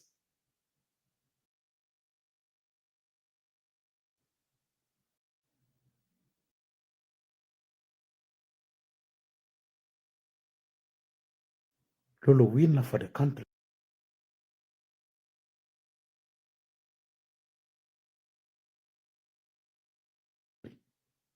So you nominate need for even a position at those places.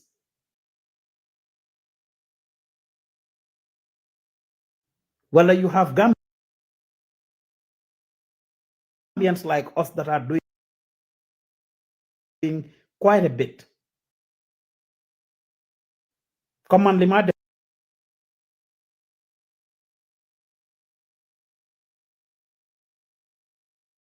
for example, si bopam suma waxut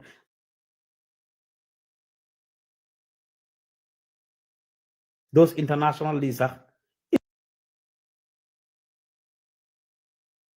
is well recognized, established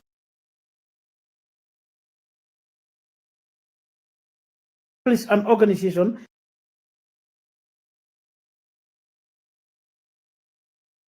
that is serving the entire ECOWAS sub-region,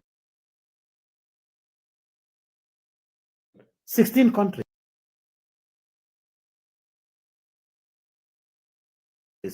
with employees from Malawi, employees from Gambia, employees from Senegal, employees from Ivory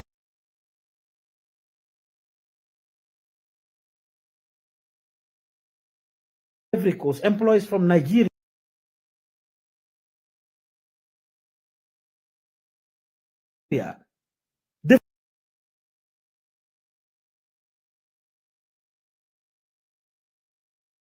different places.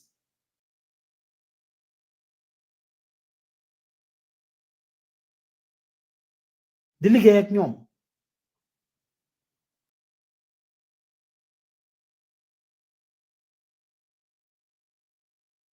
loolu lu am solo la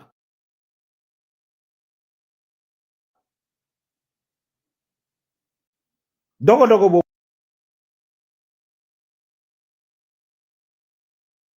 nag ak toppa gi di egg running around bu dul jeex definitely I don't have the time.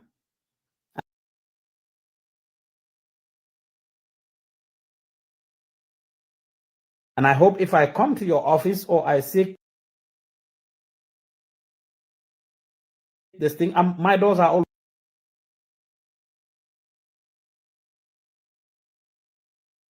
always open, especially Ministry of Tourism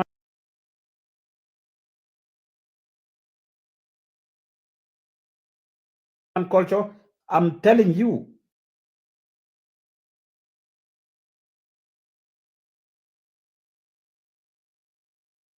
and the GT board, if anybody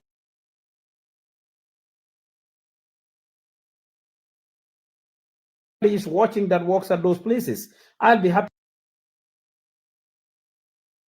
to sit with you all.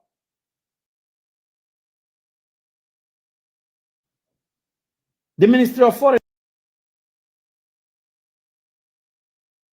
Affairs, the same thing. The Ministry of Youth and Sports, the same thing.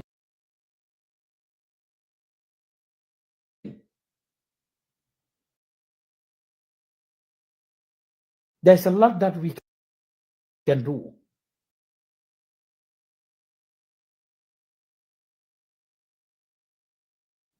That we can bring to the table. And our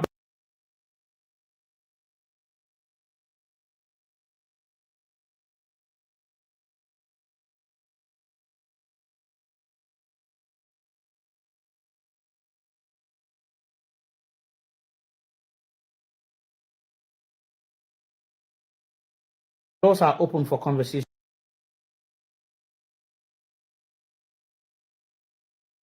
Our doors are open for guidance. and stuff. Why nekk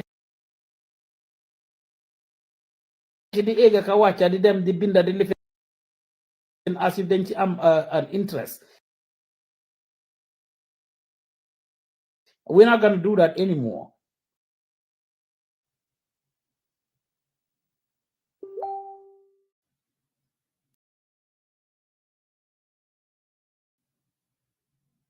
Xam nañ lu tax ñu teg leen foofu ngeen jàpp si. It can be very stressful sometimes because we have a lot at stake. Suñ dëkk la fa lañ jógee mun nga ñoo génne Gambia waaye mun loo génne Gambia out of us. So I'll be focused again and come back to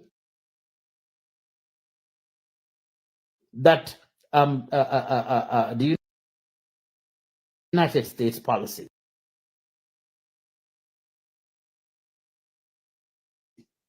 The ñaan government in Gambia pour ñu engage leen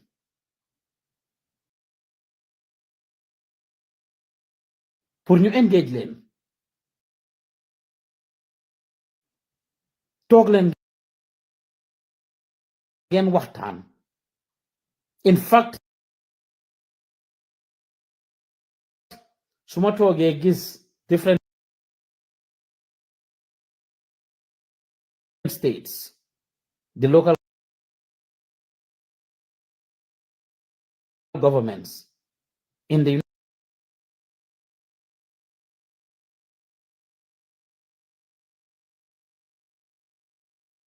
United States, like when President Donald Trump issued the Muslim ban during his first term. It was the then governor of Washington State, Bob Ferguson, who sued him immediately. And that never took effect. The same thing, Limo lose ni birthright citizenship be. Besbim toge sign executive order be the next day. The very day, Sila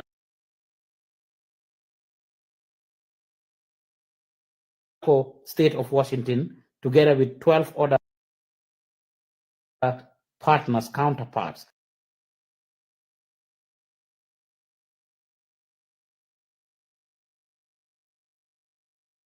including Chicago, New York, California, and others, that sued him. And I remember watching the press conference of the new Attorney General, who said this is a whole year long of work. They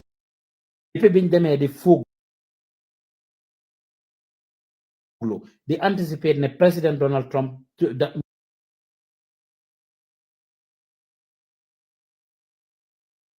Munna mo win.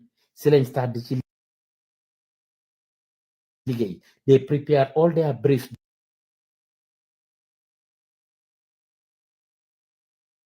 Did all their research and all of the potential things that they knew he was going to,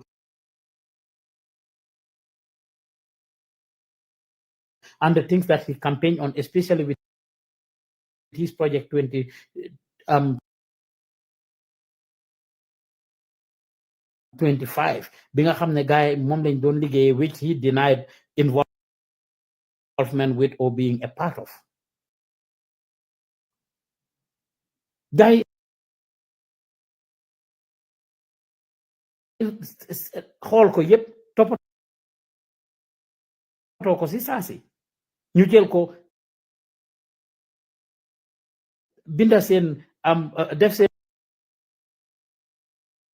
research, that everything they had to do. I mean, pour drum sign an executive order the next day, you sue court, and an injunction was placed in it. Thank you. I mean, Colorado as well. Colorado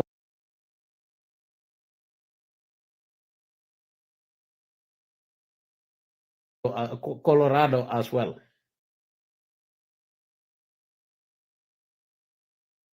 You can imagine.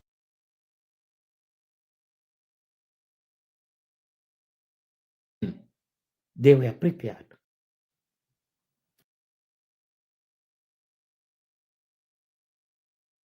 Are our governments prepared? Are we doing anything about this? So, in pare pour deport nit ñi sax ndax xam nañ loolu consequences.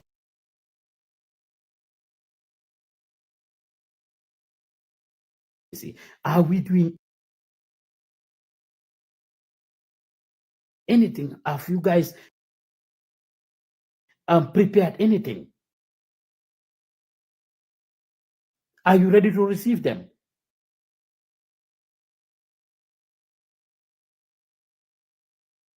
From the Gambian embassy in Washington, D.C., to the Ministry of Foreign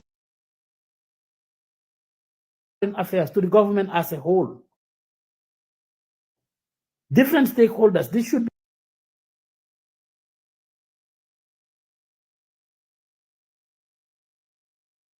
be stakeholder meetings. Not only about even the deportation, but all the different policies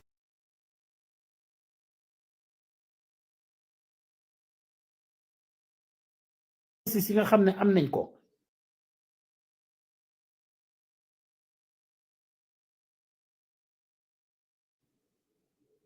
All the policies yi nga xam ne am nañ ko. Et yi nga xam ne ñu ngi koo jël fi mu toll nii yiñ kot.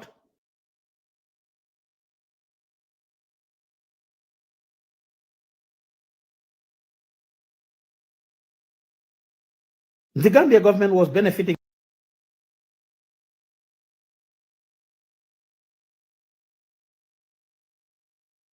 so much from US aid and other government and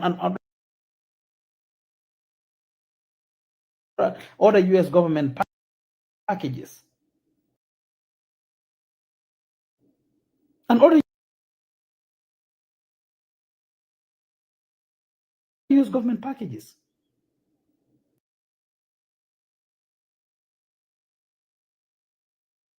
What steps and what measures is the government doing towards remedying those things, towards scoping them out, towards coming up with alternatives or engagement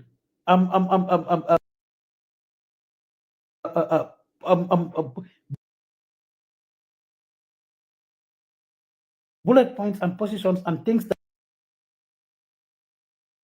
that they can do and should do.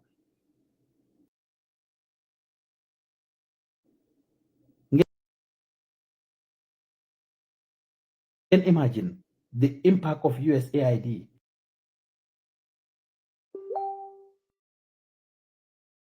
Nga xam ne they had over 14,000 employees.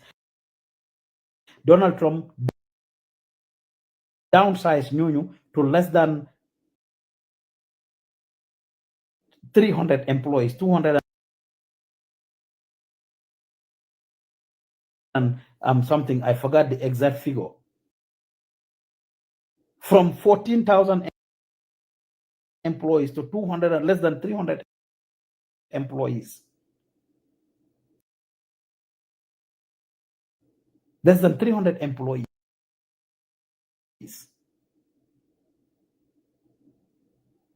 This is not a joke. It's going to affect you. It's going to affect me. It's going to affect the average Gambian.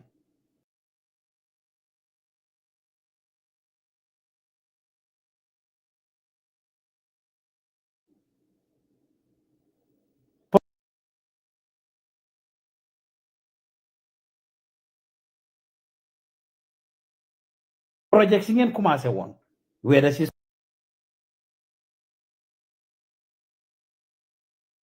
school si laag whether si lopitaan yi laag ak yeneen parts yoo xam ne it was done through US government aid. He cut them out.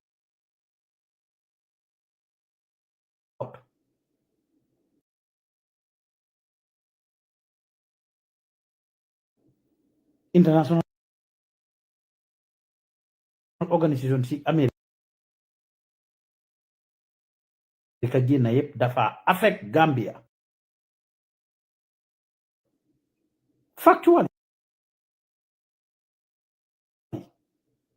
So su fekkee ne xalaatu leen ko woon toog leen ngeen xalaat lan ngeen nekk di def. And I'm saying this because I have not seen, I stand to be corrected. I have not seen any statement that is released or anything that is said by the government so far about what is happening in the United States and how it affects the Gambia. Officially, waxuma ne amul de waaye man gisuma ko. I have not seen it. And that's where communicating with the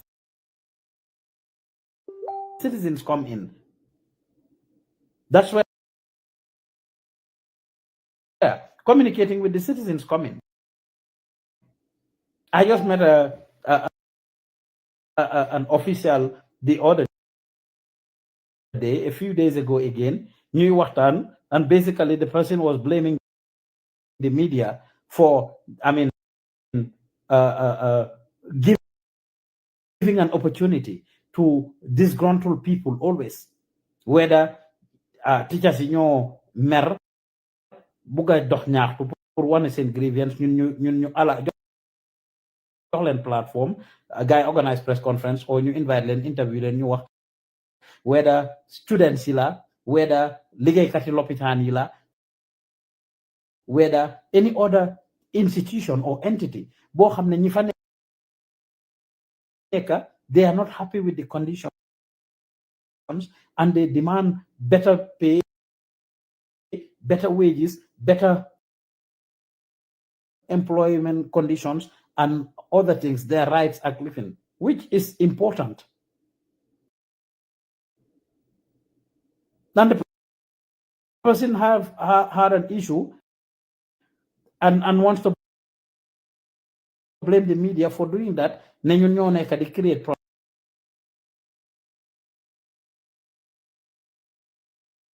problems. And by the time I engage I challenge him about the work that they are doing. Do they have established media departments? ñoom pour ñoo xam ne dinañ ñëw pour wax on their behalf. So students, teachers, doctors, nurses, or any other workers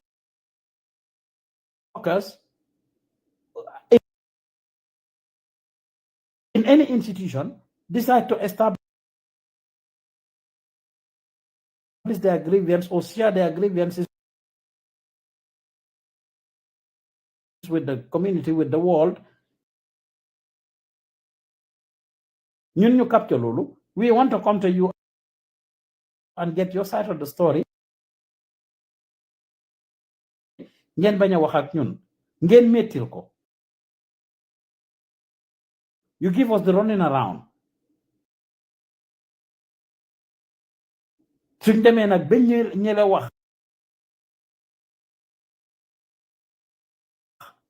information bi génn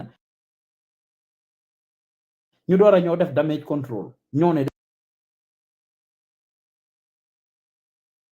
dañoo jéem a wax.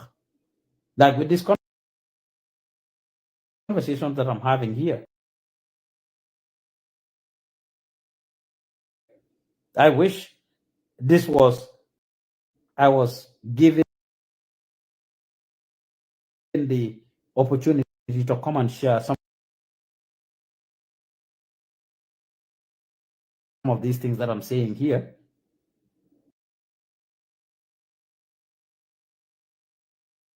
Try na as a genuine citizen, jël suma time, laka suma gas, binda suma letters, drive back and forth to these offices multiple times. I wasn't given the opportunity. But it's important for Gambians to know about this. It's important for you guys to know about this. Dina doon nekk waxtaan and li ma wax di stop official the other day ma ne ko Gambian ci xamuñ yàlla lu ci bari dafa mel ni waaye xam nañ social media xam nañ its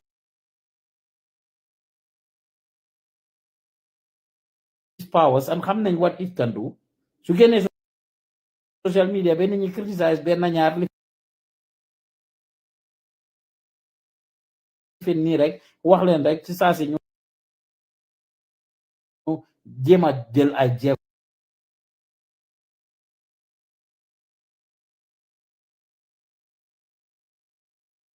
jël ay measures c'est things that they could have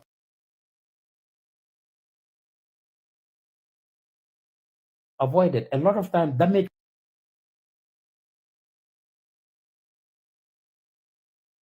control lañ dee def. A lot of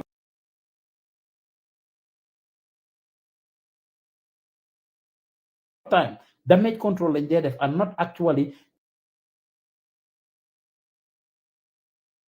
to prevent things. We don't have preventive measures. For example, deportation jogoon toppatoo loolu noonu to make sure that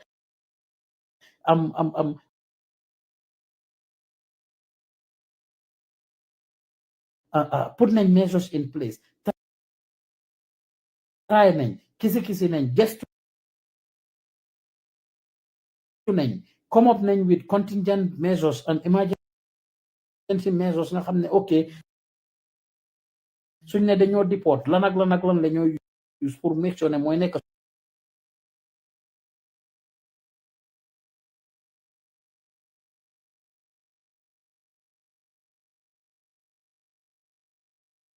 suñ bargaining chip and bargaining tool lan la ñoo def su fekkee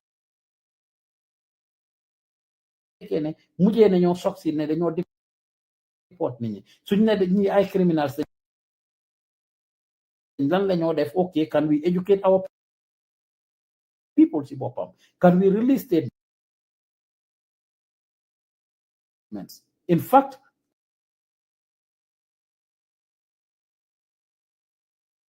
I saw something from Liberia.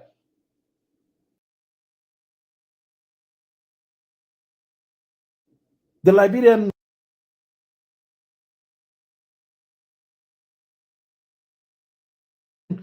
community, I work with them a lot.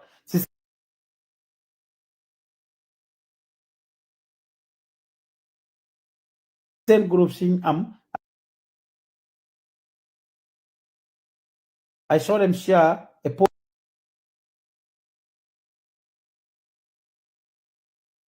that came from their Ministry of Foreign Affairs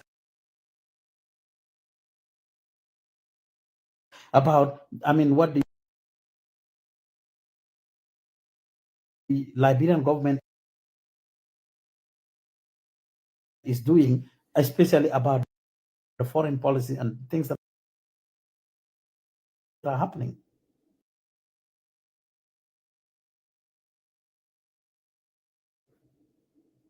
I have not stumbled on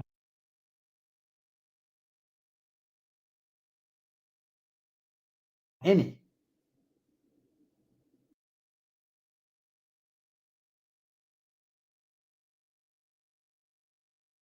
It's a lot of education that could be done. And people like us, platforms like ours and others, could be utilized to educate the community, to talk to the community, to engage the community about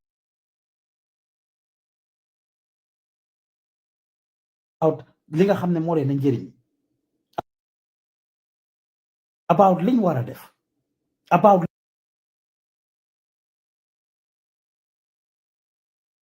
liñ warta def.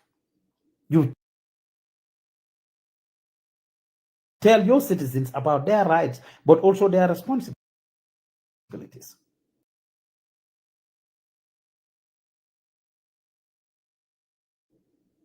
To educate them to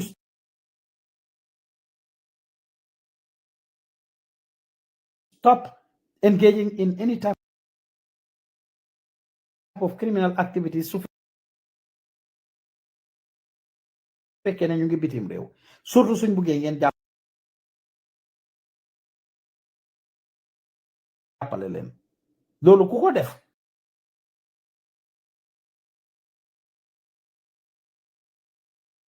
soo paree eventually jàllale ngeen ko fi ngeen ko war a jàllale yépp. You will have the opportunity now, if a citizen decide to do ñoom li leen neex, yéen seen jaaraama wàcc na at the time. If they choose not to follow what you are telling them, if they choose not to respect the laws, if they choose not to register with the government, at least ngeen xam ne okay, diw sangam register with the embassies. Do you even have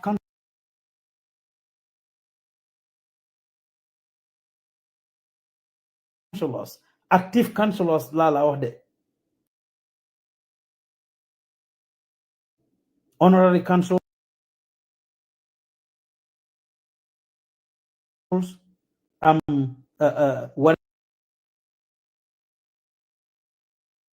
whatever you call them in the different states in the United States. Fiñ tollu ñoo xam ne ñu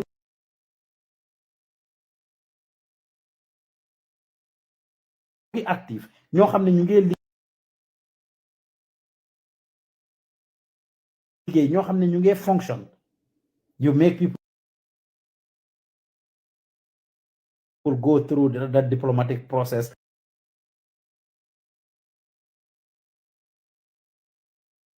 bañ am clearance from the US government and all of that. Ngeen ne key council or kele council, key living la honorary council la or something, whatever you call them in the different states. Do the people in those states even know who they are? Have they put up any type of activities? Have you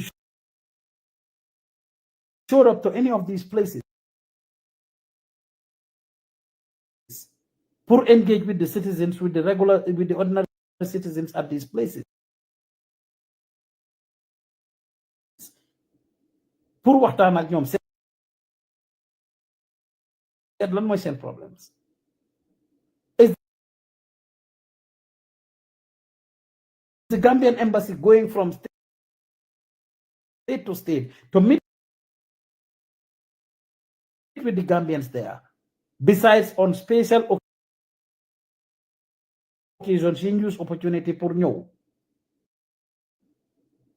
ne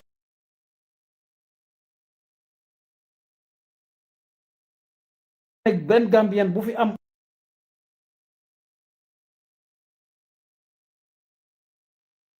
soxla amin passport ku sa passport expire ku bëgg a renew sa passport ku bëgg a driver's license ku bëgg an ID card ku bëgg a lii ku bëgg a lile you mobilize a lot of resources or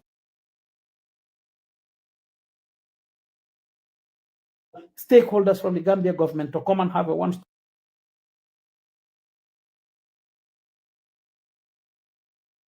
shop.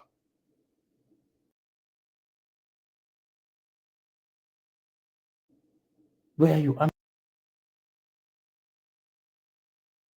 answer questions, where you help people to access things.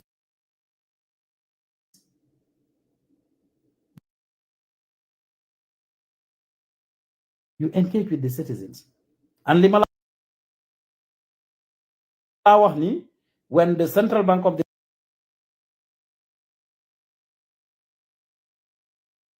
Gambia came to Seattle a few months ago, host lane, they saw the impact that it created. And they heard Gambians telling them how they appreciate in a bàyyi sense of like ñëw pour engage leen pour involve leen time buñ ootee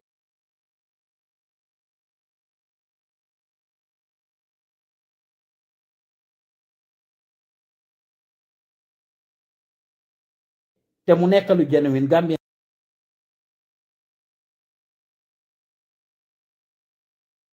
si dinañ génn si pour ñëw uyu si leen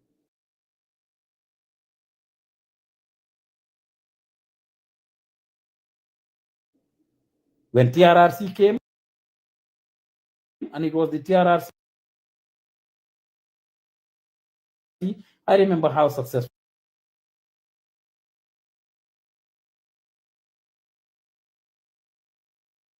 that was. When the Constitutional Review Commission came, I remember how successful it was. When the central bank just came and other stakeholders that come from the Gambia regularly to the United States, they see how important it is. And the Gambians come out to listen to you. And it's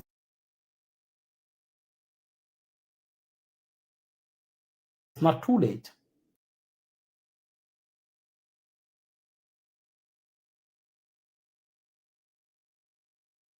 So engaging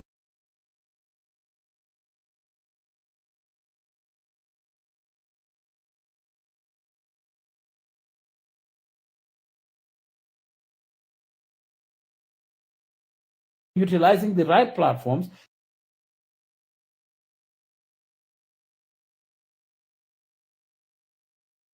to educate, empower, and inform your citizens could be the foundation of this whole thing.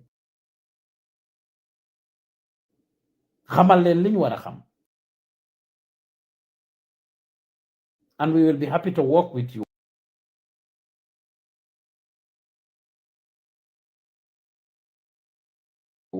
on these things across the United States or anywhere around the world. We have the little experience and expertise that we might be able to bring to the table to work with you to make it happen. But educating your community is very important. Educating your people is very important.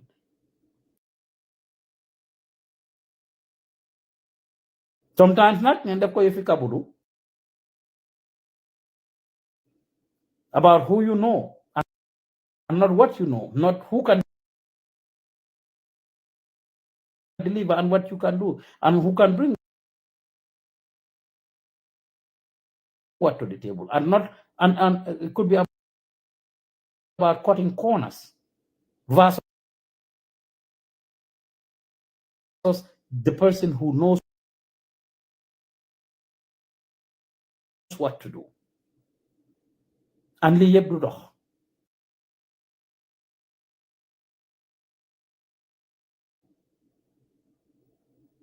I could have been better prepared to say this. Why dama xam ne is better late than never. Mu ngee guddi si. maa ngi leen a bëggee di leen gërëm di leen sant yéen ñi nga xam ne yéen a ngi seetaan yépp suma mbokki sénégalais bi bind na nag ne nun sénégalais yi dañu lay déglu te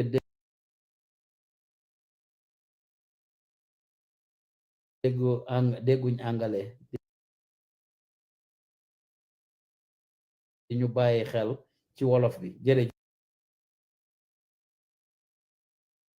waay moo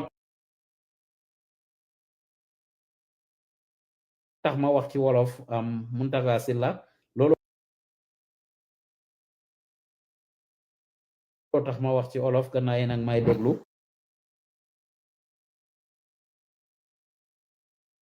loolu leer na maa ngi yoon Sénégal démb rek amin bi ma fi egsee am ku ma wax loolu ne ma ñu ngi la doon suivre di la seetaan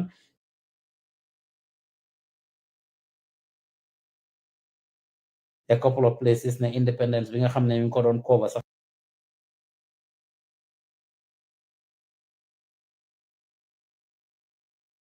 ñu ko doon seetaan muy fileen bu baax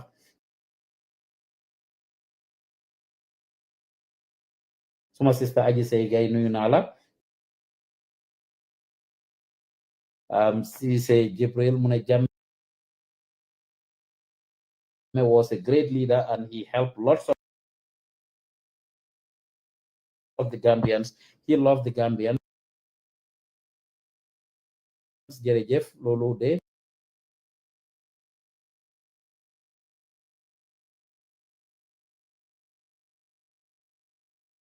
amin man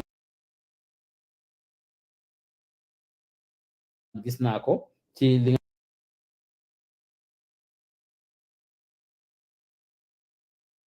nga xam ne policy bi nga xam ne defoon na ko noonu I had to just recognize that. So thank you very much for that. Ki nga xam ne mooy Pamoudou Bojang ne great lecture. Thank you very much Pamoudou.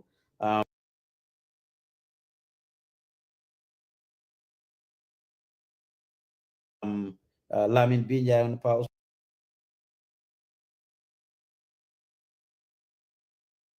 Usman maybe next government but not this present government. Whichever government it is, I think it's very important for them to listen to the average Gambians. Hakuna Matata, on a sad Barrow and his government are not taking we the Gambians seriously. They are busy doing politicking in Kiang Masembe Bilai, so that show you don't care. Anti Tukulorsi, thanks for all you are doing for the immigrants. Jerejef. Uh, Thank you very much. Alaji Gay are you for real?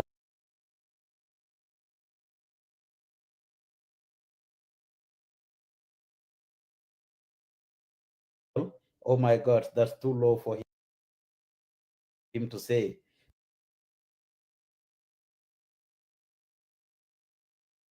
Wow, I'm not a comment.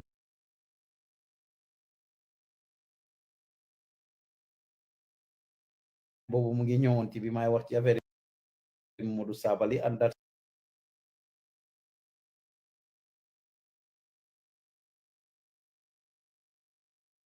the fact. I'm going to rewatch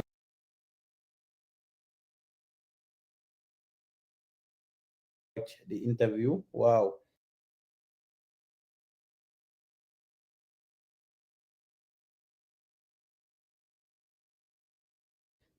That's from Raps Njai, and Cisse Abbas says, don't mind them, keep going, bro. May Allah protect you. Mustafa Mbub Jerejef Mune, don't mind them.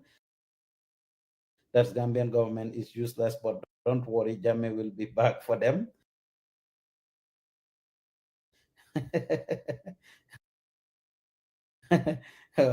Alaji Gay,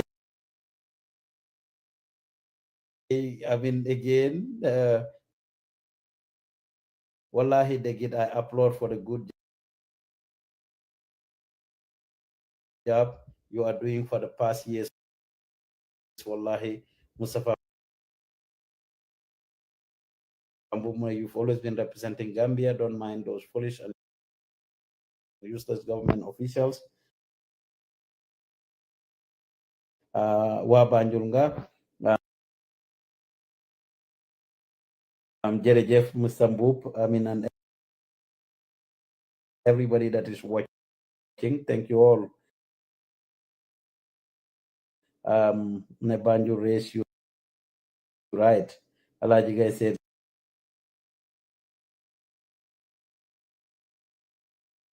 great advice, and hope many are taking notes. Mustafa says you're a good person, bro. Nyan sa jamayaga, yal na sa jamayaga. Jerejef ante Harriet joy namang la nuyu bu baax a baax. You've always been a supporter of Gambian talents. Mune I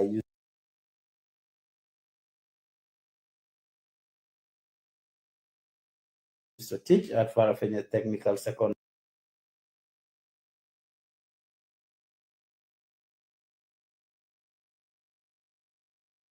School in 1983. It's true that terminals used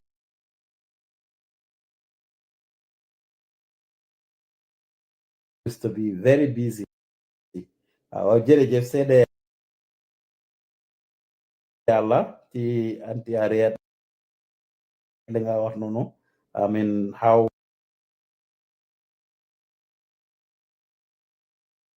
the Bambatenda Yilitenda ferry terminal used to be. Gambia government would not do and can't do a damn thing.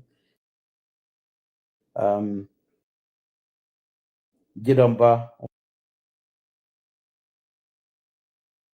Wallahi Pa Usman is a living gem.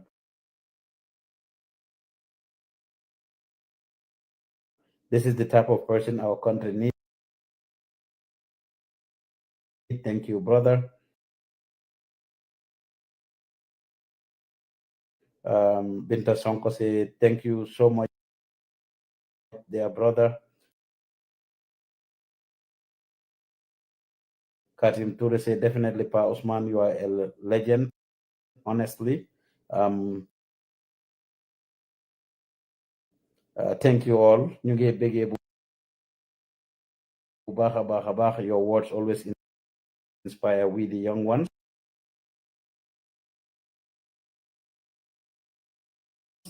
Jërëjëf Binta mu ne thank you for sharing this wonderful information. Suma sister yaa kombo nuyu naa la bu baax a baax. Xam naa ne yow moom ku ma namoon nga ma ci air bi, and I wish I have time to continue to share my thoughts and the little that I know and have with the Gambian people. Dul ne dafa am ñu ko moom te yàlla def na su ñuy waxi tamit du ñuy toog rek di waxantu, dinañ seet loo xam ne dinañ ci gestu loo xam ne si xam-xam lañ koy base te dañu si sukkandeku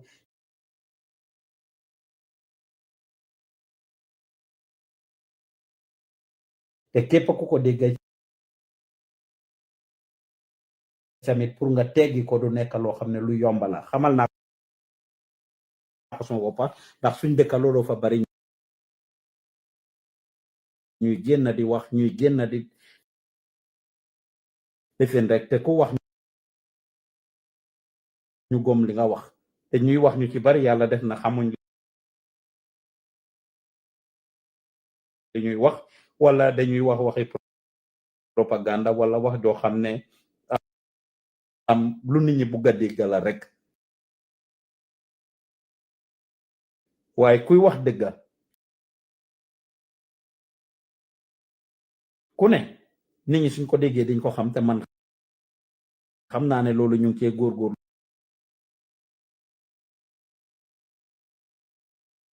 bu baax a baax te suñ dëkka dafa soxla loolu. So maa ngi leen a bëggee di leen gërëm di leen sant. Hopefully I will have more time. I want to do this genuinely. Naman nañ ma si air bi and I want to be doing it genuinely, but aw ma time bu bari and I thought I should just come ma baaxee leen lii tuuti rek di leen gërëm di leen sant ba tey rek di leen wax happy independence. su dee bi mooy seen njëlbéen yoon pour ngeen toppa ñu ci Gambian Talents TV,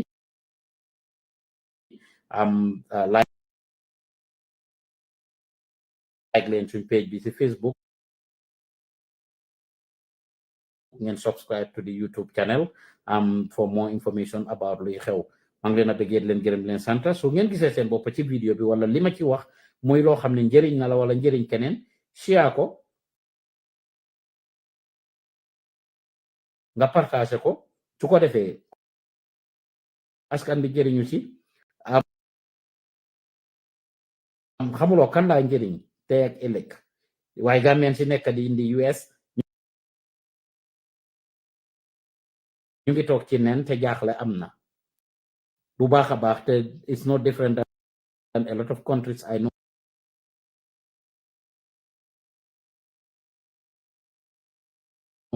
But the US fi mu toll nii is the worst place. I mean in terms of ñi nga xam ne surtout taxawee wuñ tëddee wuñ njaaxaanaay, ñoo xam ne jotuñoo am seen kayit. so loolu ama am solo la pour ñu bàyyi ko xel. so maa ngi leen a bëggee di leen gërëm di leen sant fu ci waay nekk rek ak foo may déglu. jërëjëf Ami Cissé, Binta Sonko, Yakombo, suma sista Katim ak képp ku ñuy seetaan.